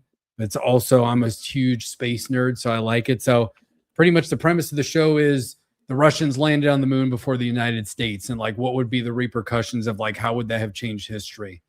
And so each season, it's like the original show has 5 seasons. Now Star City's the spinoff. So For All Mankind shows like the US perspective. Star City shows like the Soviet Union's perspective now, like Okay. on that Okay. side of it. So So I did yeah, see For All Mankind floating around, and I was intrigued to start watching it. I just haven't done it yet, but Yeah. it looked interesting. So the alternate history stuff is cool. Yeah. The more personal stories are like, that's where you're just like, okay, yeah, I really don't care about this stuff. These people are gay or whatever. Like, okay, yeah, whatever. I do like how like the space program advanced like much faster and like where they are now. It's like in 1994 we got to Mars, and like 2003 we have like a Mars base, and now it's like mining on Mars. They've gone to like Saturn and all that stuff. So I was like, yeah, that's pretty cool. So I watched it. The nerd in me. The Soviet show has a totally different feel. It's not woke at all. It's very much like these people are living under the oppression of like the Soviet Union. Yes, they were like the first to the moon in this universe, but it's basically like how these cosmonauts are trying to do this because they actually care about, like, they're patriotic for their country. They care about the job they're doing and like the exploration, but then the KGB is here like the entire time trying to like accuse everybody of being traitors. So it's actually a much more intriguing show. wow, imagine if they showed Americans being patriotic about their country. Yeah. Wouldn't that be crazy? So Crazy. but it's interesting. And then they show Yeah. that like, and even like some of them end up working for the US instead. And they're like, how can we work for this country that's like oppressing us? At least like, you know, in the West, like they wouldn't treat us like this, you know, despite like all the propaganda. So Yeah, that's interesting. Yeah. yeah, so it's interesting. Apple TV, like they put out some bangers sometimes, man. Like, and I feel like a lot of them go under the radar in a lot of ways. Like, the one show that I just got caught up on was what's it called? Your Friends and Neighbors with John Hamm, I think, and that show was pretty well done. The first 2 seasons of that, and the Widow's Bay one was pretty good too, that they just put out recently. I've been trying to watch Cape Fear, I think it's called, and I can't really get into that one. I've tried, but yeah. I like Can't really get Masters of into the that, Air but- too. The Master of the World War Air II is so bomber. good. Yeah, that one's really, really good. Nice. Yep. That was awesome. And then they have like some new show that just came out with Anya Taylor-Joy in it. That I'm gonna check out at some point. Lucky, I think it's called as well. So give that a watch. So, but yeah, The Gorge, like their film that they put out, The Gorge, was pretty good. I actually really enjoyed that film a lot. So Nice. Yeah. I watched. That's about aren't they like park rangers or something? And aren't they like watching out for like a? yeah, I mean they're not technically like park rangers, but Okay. you know they're like kind of overlooking this like, you know, well it's a gorge, and they're like there's like a chick that's on one side that's like from the Russian side, and then there's like one side that's like the American side, and they have like these 2 individuals that are kind of like watchers over this like gorge where there's a bunch of like monster alien shit and stuff, and then they start to like kind of communicate with each other like by showing messages to each other through the windows, and it kind of goes on from there. It's actually a pretty well done film. So yeah. Mm-hmm. I watched like the first season of Silo. I thought was pretty good. Then I started like listening to the book, which is always a mistake because the books are always better. Sure. Yeah. So I saw where that was going. Foundation was fun, but you could see where they like woke it. And Foundation is a book too. I just don't like when you listen to or read Foundation. It's just not conducive to making a TV show, in my opinion. So That's it's like Isaac the show is Asimov, right? so yeah, it's so different. Yeah. So you could watch it as a show and be like, yeah, this is an interesting show. But then you have the source material and you're just like, this is just so different. And it's like, yeah. And then they make the protagonist female, of course, like they do instead of the source material. But it's just so Silo season 1 was good. I started season 2 and I got to go from there. I think season 3 just dropped right now. Yeah, it's funny because like Silo is a show that I've tried to get into like a couple times, and I've had a really hard time just like getting into that show for some reason. I don't even really know why, because like I usually like that type of like what would you call it, like the unraveling of the mystery of like, you know, what's in the box or whatever type stuff. And I usually really enjoy that type of stuff, but for some reason Silo just did not work for me the couple times that I tried to watch it. So I don't know, maybe at some point I'll try to give it another shot, but yeah. Let's watch it. Severance is a good show too. I heard Severance is good, too. Season, what was their latest season? I thought their latest season was kind of not as great, but season 1 of Severance is like phenomenal. It's phenomenal television. Yeah. Oh, dude, I remembered something just now from the Odyssey that I do gotta praise. Go ahead. I gotta glaze a little bit. Yep. Hold on, let me make sure I got his last name right. So I didn't catch this the first time I watched it, and I realized it later. I was like, wait a minute. Is his last name Pattinson? No. Oh, okay. Ryan Hurst is in this film. Oh, you don't know who Ryan Hurst is. Ryan Hurst is the guy who just got cast as Kratos in the new God of War live action series. Yep. Oh, yeah. I had my concerns. Yeah. But in this movie, I was like, some of those concerns have been very quickly put to rest, because he is jacked as all get out in this film. Like when you see him, he's actually training Tom Holland. His arms are big as shit and they're like jacked. And I was like, yo, and you could tell that's like God of War shape. And then he only has like a couple of lines in the film. And he at one point he's just like, good. And I was like, he's still in God of War mode. They just brought him over for a second. I kind of wish he was in the movie more, but like that little section of it, I was like, he might have been the right casting, actually. That's all. It was just a little thing. Well, we'll see. We'll see about that. Yeah. Because hopefully they don't release any more like retarded AI images of him. Yeah, don't believe everything you see on the internet. Well, I'm like, well, I believe what I saw in that movie, because he's jacked in that film. Yeah. I didn't realize it was him at first. Just because he's got like the beard and stuff like that. But yeah, he got in really good shape for this. So yeah. I hope that he's great in the role. So me too. I mean, he's definitely a better choice than Dwayne Johnson. So that's true. Also, I did find out I don't know if you saw this or not, but breaking news, or if you haven't, they actually are postponing the filming of God of War. What? I think next year, because he got injured on set and I think he tore his bicep or something. Oh, that sucks. Yeah. Wow. Yeah, you know who originally voiced got Kratos before the guy? Michael something, right? Judge. Before him. Before Christopher Judge. It was before Judge. Yeah. Oh, the original. Michael Keaton. No. I'm gonna look Michael Jackson. You know, you don't have to be like Terrence C. Carson. TC Carson. Who is also in Living Single. Hey, Is he really? Oh, wow. Look at that. Holy crap. Oh my god. He just took it I'm next gonna be level, honest. man. I did not see that coming. Yeah, He took it next level. that's impressive. Yeah. That's pretty good. and he's awesome. Camden Jones would be proud of you right now. Sir. Can we ban him? Get him out. Get him out. No, that's actually pretty rad. Yeah, he's done a lot of really good voice acting stuff over the years. So shout out. Yeah. Shout out. Michael, what's his name? TC Carson. TC I was thinking Carson. of a different guy. Yeah, Oh, okay. at first, So it's but- not Michael at all? No. Okay. So it's not Michael TC All Carson. right, it's Josiah is it's also just banned. TC Carson. Josiah's out. He's gone. He can't stay here. Yeah, he's Uh, done a lot of voice acting. I've Wow. actually been watching Stargate SG-1 again lately, too. Okay. Yeah. Yeah. Going back to that. That's awesome. I have I haven't not watched the whole watched. series in a long time. I used to love Stargate. That's all, dude. I haven't watched any Stargate yet. I really want to. I just, Okay. it was one. I still haven't got into it. I still have to get through Farscape. That's what I've been That's working another on, and one, I too.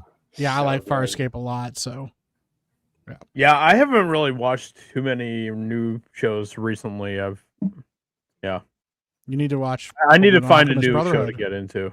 Yeah, I do need to get into that one. Yeah. I've been Which just one? dealing with a personal problem, so yeah. So being gay. no, Well, that's worse good. than that. Oh, What do you mean, what? How do you get worse? double gay. It's like an addiction that needs to be scratched, you know. So Soul Frame. no. There's only 17 seasons of Stargate. That's right. Text to Tori. Like, I don't know if I should Really? push on this because you're trying to like drop something here, and it's going to be like some big twist, or if he's like being slightly vulnerable and like doesn't want me to push on this question. I am being vulnerable, but it's yeah. I mean, you know the addiction. I mean, you're close with Soulframe, but it's, you know, Warframe. Warframe. Yeah, Mhm. That's what I thought. Yeah. I thought that's what we're getting to. I was like, Yeah. Soulframe and then Warframe. Yeah, I need to. So I actually played it the other day with my kid, and I was like, I got to get back into this.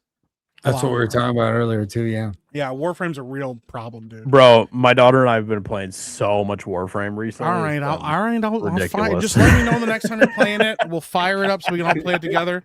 No, I've been trying to level up like my characters, but my son is like speed running bosses right now. But he won't ever Hell tell yeah. me where we're going. yeah.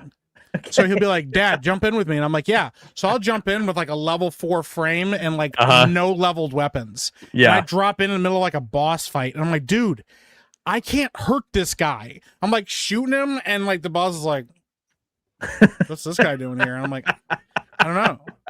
So like, what I have to do is I have to hope I get enough levels to like just play support. So I'll just like, drop like any beneficial shit I can on the map and run away. And I was like, "Dude, you got to let me know when we're gonna fight a boss." Because he's like, "Dad, you keep dying." I'm like, "Yeah, I know, because you Just keep gotta fighting bosses and you're not telling me." Yeah. Yeah. Jump Yeah. around for your life, man. That's all you do. Yeah. So Just- like the other day I was like, all right, I'm just gonna grab a frame that's already maxed out and just try it out, see what happens. Cause he was like, drop me in the middle of like a survival mission, and those get tough, especially Yeah. higher levels. Yep. So I was like, all right. And then he was like, all right, Dad, blah blah blah. And so I dropped in, and then I was playing as Mesa, and you know, Josiah, like Oh, Mesa's yeah. pretty good. Yeah. It's Yeah. basically like a cowboy character, and her like special ability is she just stands in one place and then pulls these two like revolvers out and just kills anything. Just that you, fries like, shoot at. everybody, dude. Mhm. Yeah. Yeah. Yeah, and what you do is it's like wherever you turn the camera, if there's any enemies on screen, she just shoots them. Like, and her guns are like super powerful. But yeah, I was so mad at my kid because I was like, dude, like, you gotta let me know when we're doing these boss fights, bro. Like, come on. I was like, at least let me get a frame that has like level up so I can level up the weapons. He's like, oh yeah. I'll let you know next time, Dad. Like, sorry. I'm like, So what you're saying is you've fallen behind your son, basically, in Warframe. no, because I have an entire roster of maxed out frames. I'm just slowly working through the ones I don't Okay, like. but what's the mastery rank? What mastery rank is he at? I think he's only like 7. And you're like, what, like 15? Something like that? 15, 16? Think so. Damn, you guys are hardcore. I've only played it really. casually a few years ago. Oh, really? Yeah, Warframe's a real fucking problem, dude. I've moved past mastery rank and now I'm in legendary rank. So Shut up. Whoa. Well, Josiah. Okay, listen. I'm gonna go on. I have to say this. Josiah does not count. You cannot measure yourself against him because the things he does in this game don't make any sense to me. I've I'd argue that I'm good at the game and I've been playing it since it like first came out, and I love Warframe. I've always liked it. And then Josiah started playing it, and I wanted to stop playing because Josiah started playing. Not because like I don't like playing with Josiah, but because like I jump in with him and he's got like the entire roster of the originals, and then like half of the special versions of them. Yeah. I've been more autistic over anything than like I've been with Warframe. Like the numbers don't make any sense to me. I'm like, how do you have that? Like, what is? Yeah. He's like, oh, you just got that frame? I've had that frame unlocked since for months. It just came out. And he goes, yeah, I know. I got like early access to it because like if you've been as good as I am, like people give you free things. Yeah, I'm at level 15. He walks into like the public areas and they're like, it's Josiah Rises, man. He just gets shit confident. Pisses me off. Like a celebrity walking into a nightclub. Oh yeah, I have a lot of sir. parts to give you too, Mike. So I don't want your parts. Some morsels. Just yeah, and he likes to just like give me free shit, and when I don't ask for it, he'll just like, here, peasant. And I'm like, I don't want these. I want to earn them. Yeah, I'm level 15. Level 15. Is that good? Or? I mean, it's better than a lot of people. It's better than better than a lot of people. Yeah. So I'm trying to think here. Hold on. Okay, hold on. Let me see what this is. Hold on. Let me. How many levels are there? I don't know. How many levels are there? There's 30 for mastery rank, and then you go into legendary after that. Whoa. So this doesn't seem right. So far, legendary 4 is the highest for legendary. So, yeah. This says I've been playing Warframe for 192 hours, but that's not right because I wouldn't be as far in the game as I was. No. Yeah. That doesn't sound right at all. No. Have you played on other platforms and stuff too? Or? Yeah, I played on Xbox too. Let me see here. Probably need to add those all up together. That's probably why. But yeah, Warframe's awesome. I love Warframe, but not as much as Josiah loves Warframe. Yeah, well, because he just, it's just not the same. It's not the same. There's very few people that love Warframe as much as I do, so it's fine. It's insane, dude. It's like talking to the hijab gamer about fucking Destiny. Yeah. She's like, "Oh, you like Destiny, huh?" I'm like, she's huge about Warframe too, though. Like she is really into Warframe. That's right. Yeah, I don't know about that either. That's what she really like focuses on now, ever since Destiny fell off. Yeah. What's her rank? I don't know, but her numbers don't make any sense either. Her numbers don't. All right, hold on. I have to find out what her rank is right now. I have to do it. I have to see if I'm a higher rank than she is. I gotta discipline some people here. I have some cats up to shenanigans here. No, you're good, bro. What is going on here, cats? Look at this. Like, hey, look at this. What's going on? All I see are just Destiny videos on her. Excuse me. Her channel. She plays both. She like was writing fiction about. She was writing something about. You know what? I'm gonna DM her right now and ask her what her master rank is. Look at this guy. Hey, look at the kitty. What's up, cat? What's up? It's like a dog. I'm licking myself, bro. Okay. Yeah, he's like, I'm just licking myself, bro. I'm just chilling. just living my best life, bro. Dude, he licks. It's so weird. It's like a dog. The first time he started doing that, I was like, well, what the heck is your deal, Mr. Moo? That's his name, Mr. Moo. Mr. Moo. That's a great name. Mr. Moo. Yeah, I know. Usually I have like really epic names for like my pets I've had over the years. Like my dog that passed away a couple years ago was Apollo, and then we had Xena's one of the cats. We had Socrates, and then Ritsu is my older cat. But now these two, when I found them, I was like, Lucy and Mr. Moo. That sounds sounds right. Lucy and Mr. Moo. Yeah, dude, listen, man. You got to pick what feels right. You're like, this feels right. This That's is just mine. what it works. Bro, I am totally vibing with you with the whole cat thing. I freaking love cats. I love Me too. cats. I love them. I love them both. It's just like over the years, I started getting more cats because cats just like show up, and then you're just like, all right, well, what's up? I'm one of the rare people out there that likes cats more than dogs. So yeah. I know. Everybody kind of goes, ugh. You're I mean, now I've just got cats. Like that's just how it is. Yeah, I like cats. They're funny. I like their personalities. I don't know. They're great. And I like they don't need a whole lot of attention from you too. Like I kind of like that about them. They kind of want a little bit of attention every once in a while, then they're just kind of like, okay, you can fuck off now. And I kind of respect out of my that. face so now. Yeah, you're like, oh. Well, the thing I like, look, like dogs are just like a pure. It's like how when the architect starts describing the different iterations of the Matrix to Neo, and he's like, the first iteration was perfect, but humans couldn't handle it. It's like dogs are perfect. Like they're an ideal creature. Yes, you can have like certain dog breeds that might maul you or something like that. For the most part, it's a very pure, like unconditional love. Cats are like damn humans. That's what makes them fascinating. Exactly. Because they're selfish, they're greedy, they do mean shit, and they do it on purpose to annoy you. Like and that's what makes them very fascinating. Is like if you have multiple cats, it's like really fascinating because you see like the shit that they do to each other. And you're like, that's messed up. Yeah, and they're conscious of it. You know that they know what they're doing. Yeah. So I know. I don't. I don't see any problem about cats. Frankly, cats are kind of assholes, and I love it. I don't know. Yeah. It's funny. I don't see what the problem is here. You're like, why are you so upset? And you're like, because you're being kind of a jerk. And he's like, sounds like a you problem, pal. Like orange cat. I had an orange cat once. Okay, I had an orange cat. His name was Kid. Don't ask me why I named him Kid. All right, but I was a kid, and I thought that the cat should be named Kid too. So I named him Kid. He was a great cat. He brought home rabbits, and he would place them on our doormat. Dead rabbits, just that he killed, and he would bring them home. And I have a horror give him his story gifts about orange cat, but I'm not going to share it on this stream. Wow, it's that bad. When you gave AIDS? Yeah, it's pretty bad. Yeah. What? Is that the one you gave AIDS? So Turd is gone from the show now.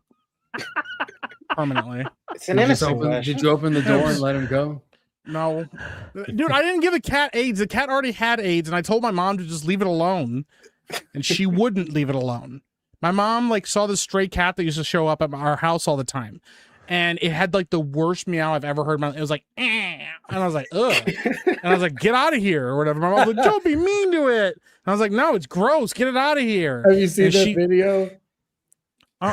Yo, mom, there's a weird fucking cat. Ma! Oh my God. Ma, look at this fucking cat. I love It's something right now, man. Yeah, I don't know what's wrong with it. Like it's I hit by a car or something. Ma! Hey, where's Lucy? Step back. Yeah, get up. It's okay, Get Lucy. out of here, Lucy, don't worry about it. Yeah, but no, like, dude, my mom was like, she loved this cat. And when I moved out, finally, I was like, whatever, I can't stop you now. She adopted this cat. She let it in the house, and she was like, oh, it's so sweet, and I'm feeding it, and blah, blah, blah. And then she took it to the vet, and the vet was like, hey, this cat has AIDS. And she's like, what? She was like, yeah, it's like cat AIDS. My mom's like, I didn't even know that was a thing. She's like, yeah, it's a thing for some cats. It's pretty rare, but like this cat has it. And I was like, wow. So then the cat didn't live very long after she brought it in the house. And like, it was a nice enough cat, but I wasn't around when that happened. So I didn't have any attachment to it. But like, yeah, I was like, dude, you brought this cat in the house. The cat had AIDS. Why would you do this to anybody? Why would you do this to yourself, let alone the rest of the family? And yeah, she knew. Dude, it was. I never liked that cat, and the cat didn't do anything specific to me. It was just the most pathetic thing I'd ever met. I was like, dude, this cat is pathetic, dude, and it was obsessed with getting in the house. Man. Freddie Meow Curie is insane.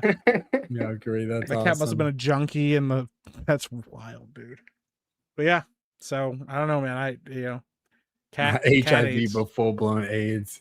Yeah, it's not just HIV. It's full blown cat AIDS. This just makes Yeah, me dude. think of Team America again. Just 'cause Oh, they're yeah. doing- AIDS the This is our musical. march on Washington. Yeah. What was it? It's- I was assaulted by Mr. Mephistopheles. Dude. So good, dude. It's wild stuff. Okay. I now have my official Warframe numbers. Okay, But here we Josiah's go. not here. Okay. Okay. So let me make sure I add these two together. All right. Josiah, I have my official Warframe numbers now. I Okay. have 712 hours in Warframe. Okay. That sounds more right. Yeah. All right. Yeah. Okay. Now I know you have way more than that. Uh-huh. Because Dude, I can't even throw those numbers. my up here. my love of Warframe, I get on a blitz for like a couple weeks and I'll play it nonstop, and then I'll Mhm. just abandon it for months at a time. Yeah. Like Yep. a bad boyfriend. Yeah. Mhm. Just Yep. what are you at? In total, I am at 1,600 hours. Wow. Her just left. He just couldn't. Yeah. You couldn't handle it, That man. was too much. That was too Man, it much. was too much. It was for too him, much yeah. for him. Wild, dude. I get it. Yeah. I don't. Here's the thing. I cannot. There's very few games that I have the ability to just like lock in that hard and just play them nonstop. Eventually, I will get burned out and I walk away from them. And I don't just like walk away. I abandon them completely and I pretend that I've never played them. Mhm. And so I couldn't do that. But like, yeah, That yeah. Like, the Hijab Gamer, like she has like 5,000 hours in Destiny or something, and I don't Yeah. understand those That's numbers. Crazy. That's Yeah. crazy. Dude, Yeah. man, I'm trying to see where I can see the numbers. I have in like Destiny 2. Well, if fuck you Destiny want 2 to, numbers were massive. Now I let don't me know, let me just make this clear, okay? Mhm. Warframe is something that I could quit at any time if I needed to. Okay. I don't believe you. All right. I actually I can don't quit it. believe you. At any time. All right. Can't quit at any time. I have 612 hours in Destiny 1. So, if you're on Xbox, you can go to your profile. Yes, yeah, I know. I was checking the app. I guess on the Okay. app you can't check it there. You have to actually check. Yeah. So I have 612 in Destiny 1, which I played that game a lot. I always thought I had more than that, but apparently I don't. Yeah, I have 282 in The Witcher 3. That's like a big one. Yeah, I think Fortnite, the most Fortnite for me is going to be awful. Fortnite's Oh, going to be like dude. 10,000 hours or whatever. since 2017. And Yeah. every stream, just because I've streamed it so much too, right? it's like, holy crap. Fortnite's going to be embarrassing bad. It's going to be like a year spent in that game. Call of Duty would be the biggest one probably for me, like Warzone, but I don't even know. Are you just talking about like Call of Duty overall or just like Let's see. Probably Warzone because that would be the easiest one to Okay. track. yeah. Yeah, I'd have to We find. played like, so where much of Warzone that is. in like 2020, 2021. Right? Yeah. Yeah, dude. 1,000 hours of GTA Online. That's insane, dude. All right, Yeah. where do you see it? Game Hub? Is that where you would see it? Oh no, Yeah, so Destiny 2 is not that bad. 475 hours. Okay. That's yeah, that's still pretty good. But that's yeah, Destiny respectable, 1, but yeah, that's not as bad as I thought it was about Fortnite. that means Destiny Watch, 1's going to be insane though, and Fortnite's going to be nuts. Yeah. Fortnite's going to be I bad. want to see if I can find. I want to find Warzone because that's the one I want to know, like where I'm at with. We're such nerds, dude. Yeah, 2,500 hours. Holy crap, dude. I knew it. 24. Yeah, 2,449 hours and 6 minutes. That's terrible. Now, granted, it came out in 2017, right? So Right. Fortnite's been around for a while. Yeah. Yeah, but still, damn. That's still crazy. Yeah. Yeah, That's crazy. it was crazy. That's definitely the most. There's nothing else that comes close. Maybe like the Master Chief Collection, but I would say like real Halo and Halo 2 and Halo 3, if those games had hours marked and I could still track them, those would be pretty high. Just Yeah. because obviously you were just like a kid there. Got over 12K in Destiny 2 across. Wow, that's a lot, man. Yeah. My brother probably, I wonder if I could check my brother's numbers in Destiny. See, this His doesn't would seem be right to me. ridiculous. This says for Warzone I have 183 hours, and I'm like, there's no way. Like I have way more hours than that in Warzone, but I wonder if it's tracking it across multiple I don't games. know. Mm-hmm. Like what if it's just like tracking what I have now versus like what I've had over the years or something? I don't know. Right. Yeah. Here we go. Yeah, I'm not sure how they. Yeah, I'm number 8 of all my friends in Destiny. Wow, with 475 hours. You're only number 8? I'm number 8. Who the hell has more? Let's see. Who's got this. You must be friends with the Hijab Gamer because oh my god, my brother's got like 4,600 hours. Holy shit. What? I knew it. Dude, he and his friends like have played Destiny 2 nonstop for years. They've done like every raid. Like I told him, I was like, you should have streamed this shit, man, because they're legit good too. Yeah. I remember they took me through the Pantheon. That was crazy. The Pantheon was wild. That was like a 9-hour stream or something. That's insane. Dude, That was 12K crazy. hours in Destiny 2. 4,600 hours. Wow. But you got 12K, man. That's insane. I thought my brother had a lot. Shit. I've never had 4K hours in any game. I have 1,200 hours in Fortnite, but I'm not the only one that plays that game. Yeah, right. Yeah, like I said, 2,500. That's like literally lot, what I stream. Yeah, I'm so awful about like I just can't like after a while I'm like I can't do this. I gotta walk away for a second. I gotta do other things. They're like, what are you doing? I'm like, I'm just playing other games, man. They're like, why? And I'm like, I don't know. It's just a thing I gotta do. It's just a thing. Let me see if I can find. I've just done a lot of single player games lately. I've been going back like Jedi Knight 2, Jedi Outcast. Like I was like, I need some Kyle Katarn in my life. I need some good Star Wars here. Right? So I'm doing that. I'm gonna play Jedi Academy, all that good stuff. Do you play Call of Duty or not Call of Duty? Do you play video games, Turd? Sometimes it's a lot of. I haven't played anything major in a while, but bro, 992 hours on War. I respect it. There you go. Yeah, I respect it. That's not bad. Yeah. That's acceptable. I guess I'll accept that. I guess that's perfectly fine. Yeah. I wish there's got to be a way to. Yeah. I think I have like Harbinger says 6,000 hours in Destiny 2. Yeah, Destiny 2 is shit. That was a bit, man. What do you have, Turd? What did you say? I don't have it on me, but the thing I do remember, I think I had something like 700 hours in like Smash Bros or something. Fuck. Okay. Wow, that's a lot for Smash Bros. That's a lot. Yeah. Yeah. I'll say, that's a lot. It was like only my friends played for a while. Switch tells you how long you play. God, Mario Kart must be a lot for you guys. Mario Kart was a lot for me. Mario Kart 8.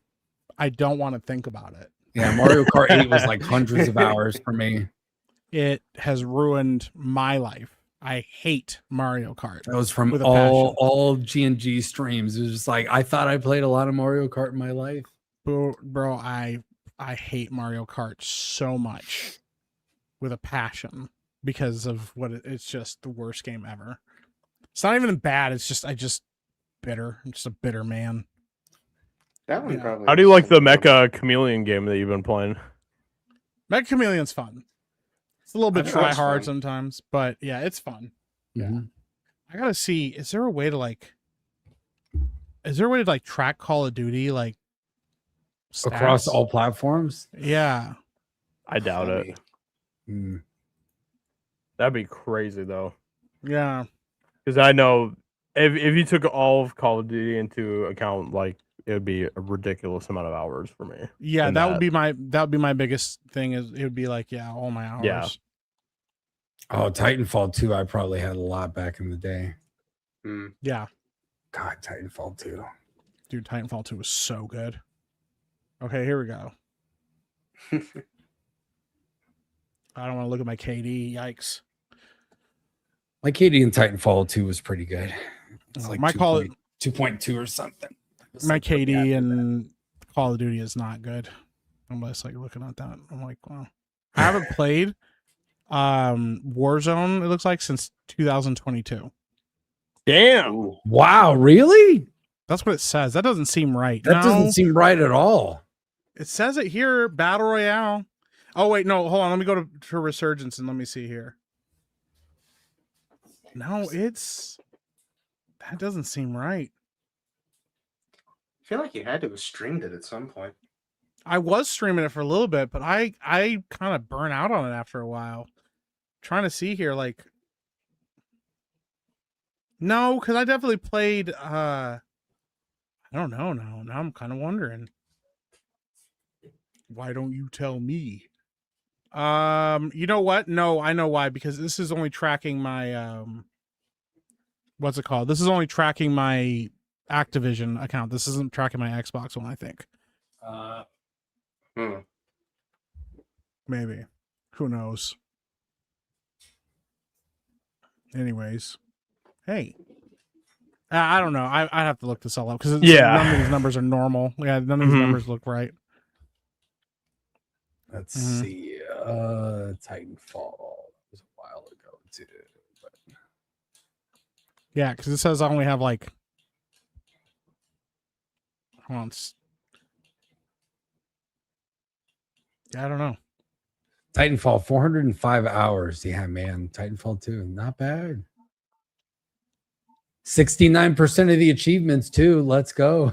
Okay. All right. Ooh, let's freaking go.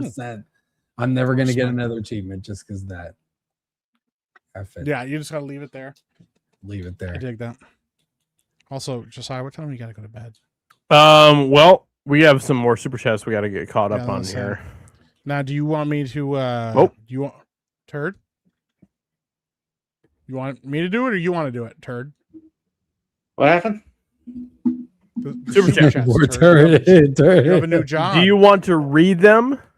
Sorry, I started booting up. Booting up my PlayStation, trying to find the. No, he's trying to check his hours. He's like, I gotta throw down some numbers, man. You've been promoted, Turd.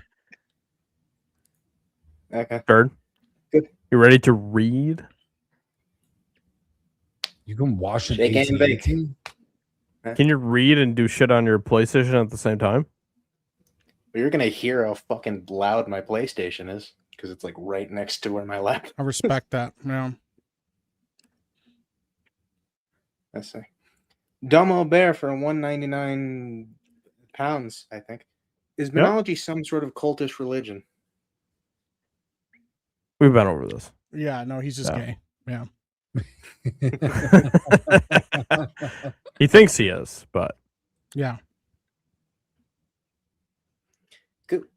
Harbinger for 5 pounds. I give the Odyssey a Meek's foot out of 10 because Meek's foot equals 0 because it's non-existent.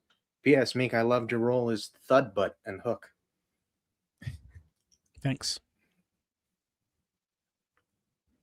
Nice. I hate it here.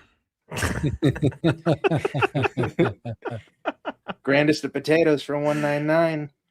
Meek's true name is Mr. Mixius Pitalik. Yeah. I think that's it. That was well done. Mixius Pitalik. Close enough, yeah. Mixius Pitalik. that works. Right. That checks out. It does work. I would have spent a lot more time trying to figure it out. Phil's cousin for 2. Can we preemptively kick Ben next week? Damn, you guys don't want Ben to be anywhere near the stream, huh? Yeah. A pre-kick. I mean, you gotta, $2 is like 2 minutes, so, how badly do you want him to be off the stream next week? I guess is my question. So, deep is X Wonderland member for 9 months. Thank you. Kick Ben. Wait, he's not here. Gigamy shows up, I guess. Well, Ben is still in the throes of the Odyssey right now, so. Yeah. Ew, I don't like that. You think he'll love it? Or... Yeah. Yeah, I think he's gonna love it. Yeah, I think he is. Yeah. Yep. X and Wonderland for 5. The cast is good for something that's not the Odyssey. That is a good point. Yeah. I think a lot of the casting for the Odyssey was either was honestly pretty miscast, to be honest. So yeah. There were some good roles, but overall there's a lot of roles that I was like, this just feels like the wrong person to be in this role. So yeah. Mm-hmm. Grandest of Potatoes for 199. Have you seen Babylon 5, Mike? Ooh, that's good. Ooh, that's a good question. I have not seen Babylon 5. I know of Babylon 5. when I was growing up, it was one of those shows that like was on my radar. But yeah, I was mostly watching Star Trek during the time that was in its heyday, and I haven't gone back and rewatched it. So Oh, I like Babylon DS9. 5. You'll like Babylon 5. yeah, I love DS9. I've heard Babylon 5 is great. So Babylon 5 is awesome. It also uses realistic physics for the nerds out there. So the ships actually fly like realistically. It's not like Star Wars where they fly like airplanes in space. It's like That's Battlestar awesome. Galactica where they can do flips and all that stuff. that's cool. Or like The Expanse. I always liked that in I mean it's not the same, but I always liked it in Firefly. That like the ships were silent when it like flew through space because there's no sound. Yeah. And stuff. I always dig stuff like that in sci-fi. So Yeah. Yeah, that's one thing that the Expanse did really well.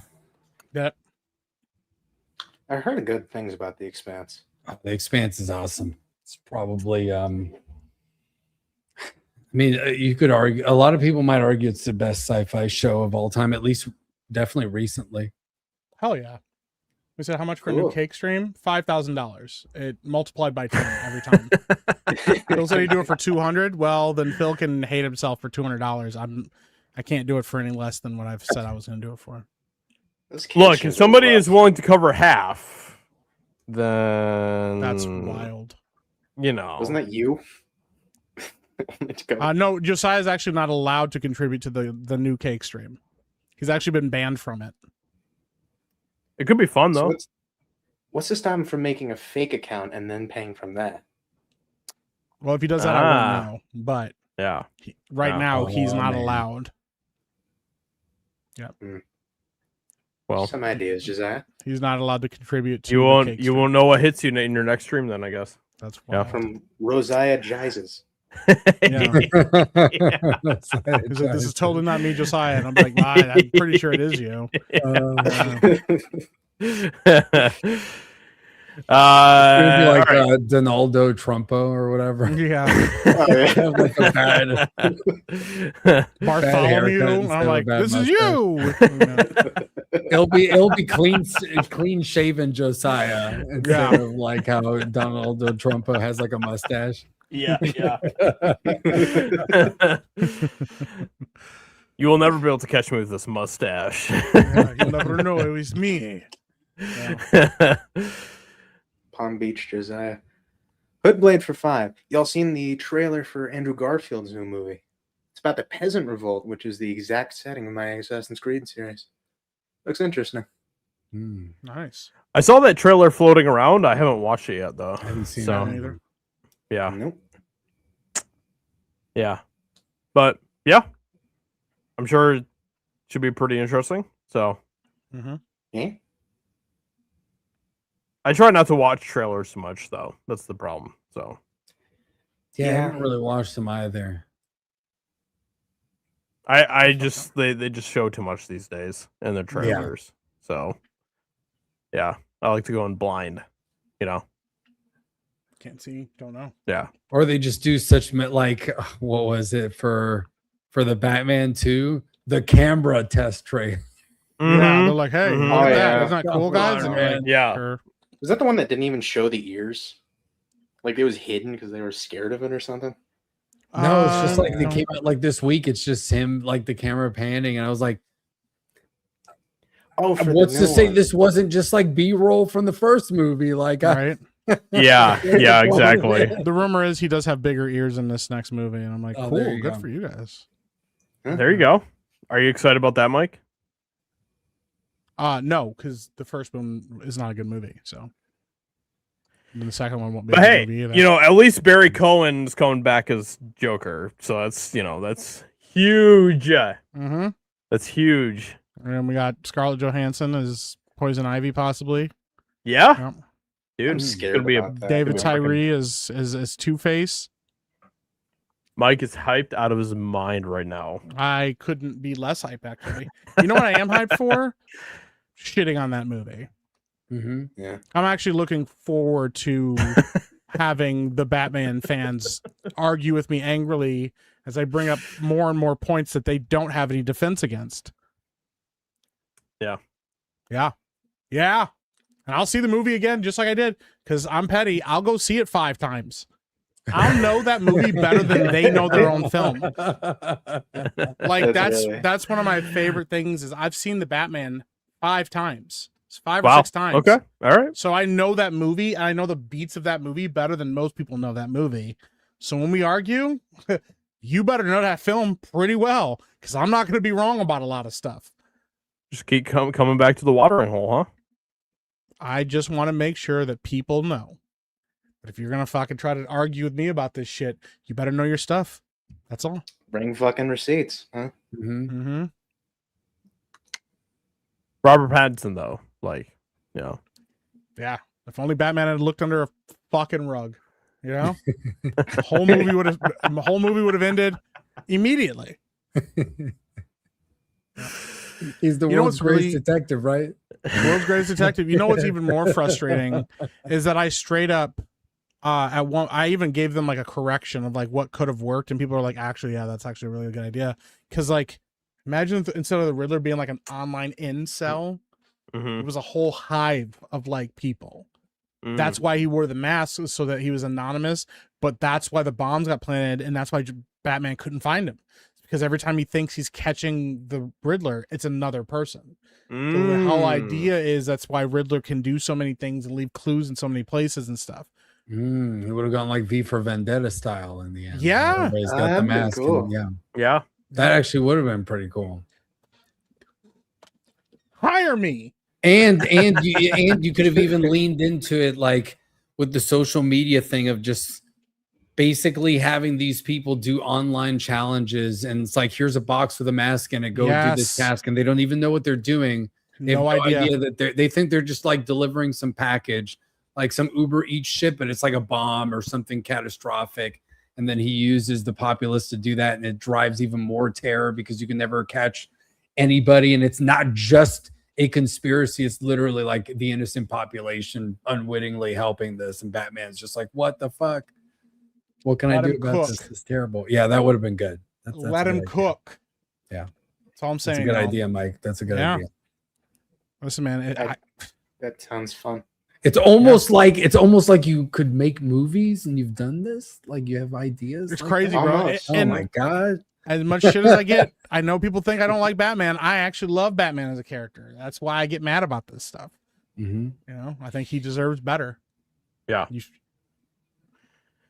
Well, I mean, you know, I think you can talk about being a Batman fan when you start to like, you know, have like a bat cave and stuff in the background of your streams and things like that. You know, then you really prove that you're a Batman fan. You know.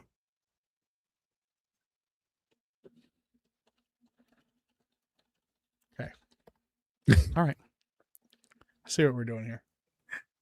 Thank you, Hot Rodriguez. I appreciate you. Keep reading your stuff. You know. I'm just saying. Yeah. No. I get you. Where's your shitty green screen with the Bat Cave in the background? I don't need a green screen for this. Where we're going, we don't need green screens. Hold on. Oh, wait, it didn't download. Never mind. I give up. It didn't download. Johnny's for 2. L.A. Meek. Yeah. Is that it? What? Yeah. It's a wrestler. That's pretty good. Yeah. Good job, Turd. You did a good job. Mm-hmm. Proud of you, Turd. What the fuck? What happened?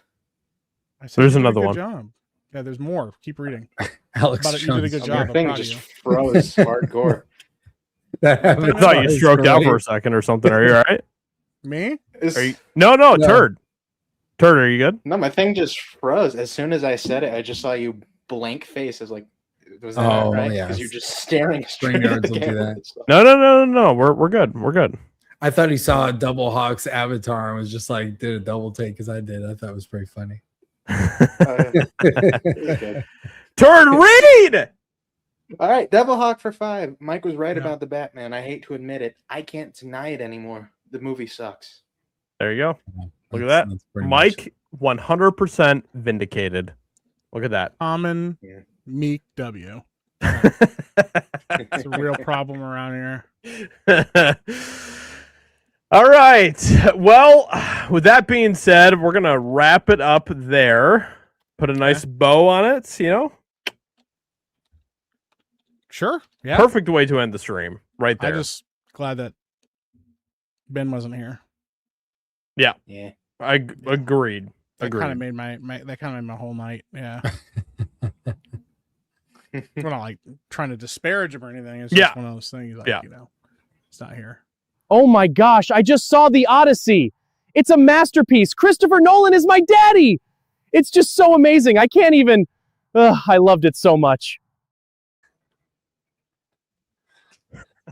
I think it's the side that does it for me. I hate it. I was trying to find a Batcave background, but they wouldn't work. None would work. So I just gave up on the whole thing. I was gonna try. I tried. Sorry, chat. Womp womp. All right.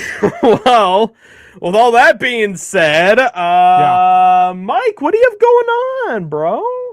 I'm gonna be uploading a review for the Odyssey probably tonight. Actually, all I'll right. work on that tonight. All Get right. that up and running. Just to get it out there, and then tomorrow I'll be popping into FNT, hang out with those guys for a little while, and then I'll be streaming after that. Gonna be starting Devil May Cry 3. Oh, So I'm excited for that. Also, Got an interesting thumbnail for that one. yeah. Also, small announcement for my channel. It's a little one. I don't have a definitive date yet. We're working on a time. We're gonna figure this out. Bright Mike will be coming back soon. Let's go. Ooh. Let's freaking go. Normally, I keep the game a secret that I'm gonna play. Well, I told Mrs. Rough Night today, so I'll tell you guys all. First game back, I'm gonna play Amnesia: The Bunker, Oh. Nice. which I've been Nice. told is like a supernatural version of like Alien Isolation. I can't wait. I can. I've been getting a lot of asks and questions about it, and I hate myself. I'd much prefer to wait. I'll be there. I'll You be don't there in have the to chat. though. I'll be there in the chat. It's okay. Listen, I'll be watching. I might just have to make the streams private.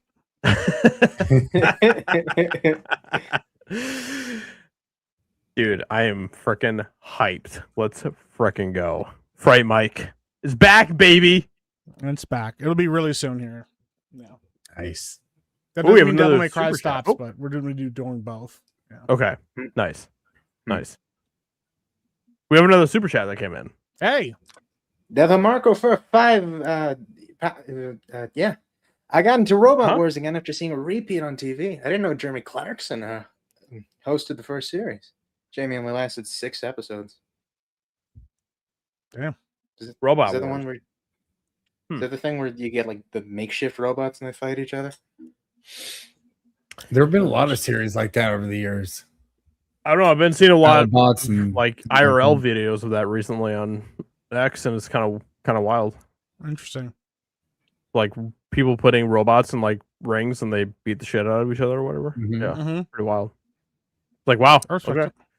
What's that one movie that Hugh Jackman was in where he like Real Steel? Real Steel? Steel. Yeah, it's like Huge jacked we're man. we're now in the Real Steel phase of the future. So Yeah.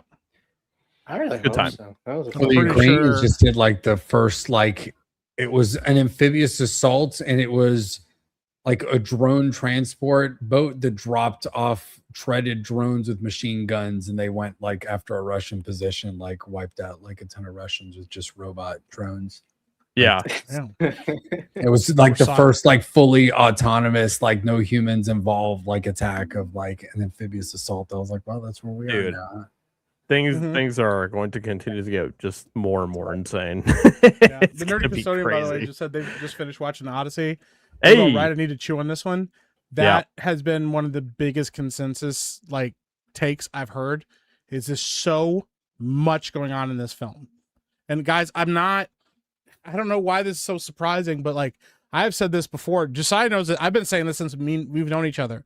I personally think most movies that if you watch a movie and you like it or you enjoyed it or have feelings about it, you should watch it twice. I personally think you should watch all movies twice before you even can give an objective review. But I understand that you don't always have the time, and some movies just suck. And some movies suck, and you just don't need like a better look at it. Mhm. The Odyssey to me is not a movie that will be easily digested in a single sitting. There's so much going on in it. Doesn't mean that you're going to change your opinion massively, but there's so many different things in this movie that are happening. And I told Josiah, I like a lot of things more now than I did before, but I like some things less. And it kind of just stayed right where it was, like right in the middle. So, yeah. Yeah, but I think that's good to say that you need to chew on it a little bit. Yeah. Yeah. That's good. Yep. Sometimes that's what we got to do. Just chew on it. Just chew on it, turd. Mm-hmm. Like a What happened? Like a steak cooked by Ben, you know? Just chew on it. Oh. Just keep gnawing at it, you know? I think sometimes I think there are a lot of movies you need to watch multiple times, not just because you love them, but even think about movies that you watched as a kid that you loved for one reason. Then when you watch it with an adult, like you see a totally different level of the nuance in that movie. Oh, the yeah. One, Yep. The one that stands out for me, surprisingly, is really the original Star Wars trilogy. And it's even Return of the Jedi. Like there's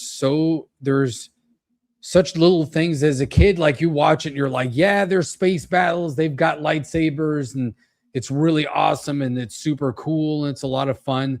But then you start watching little things like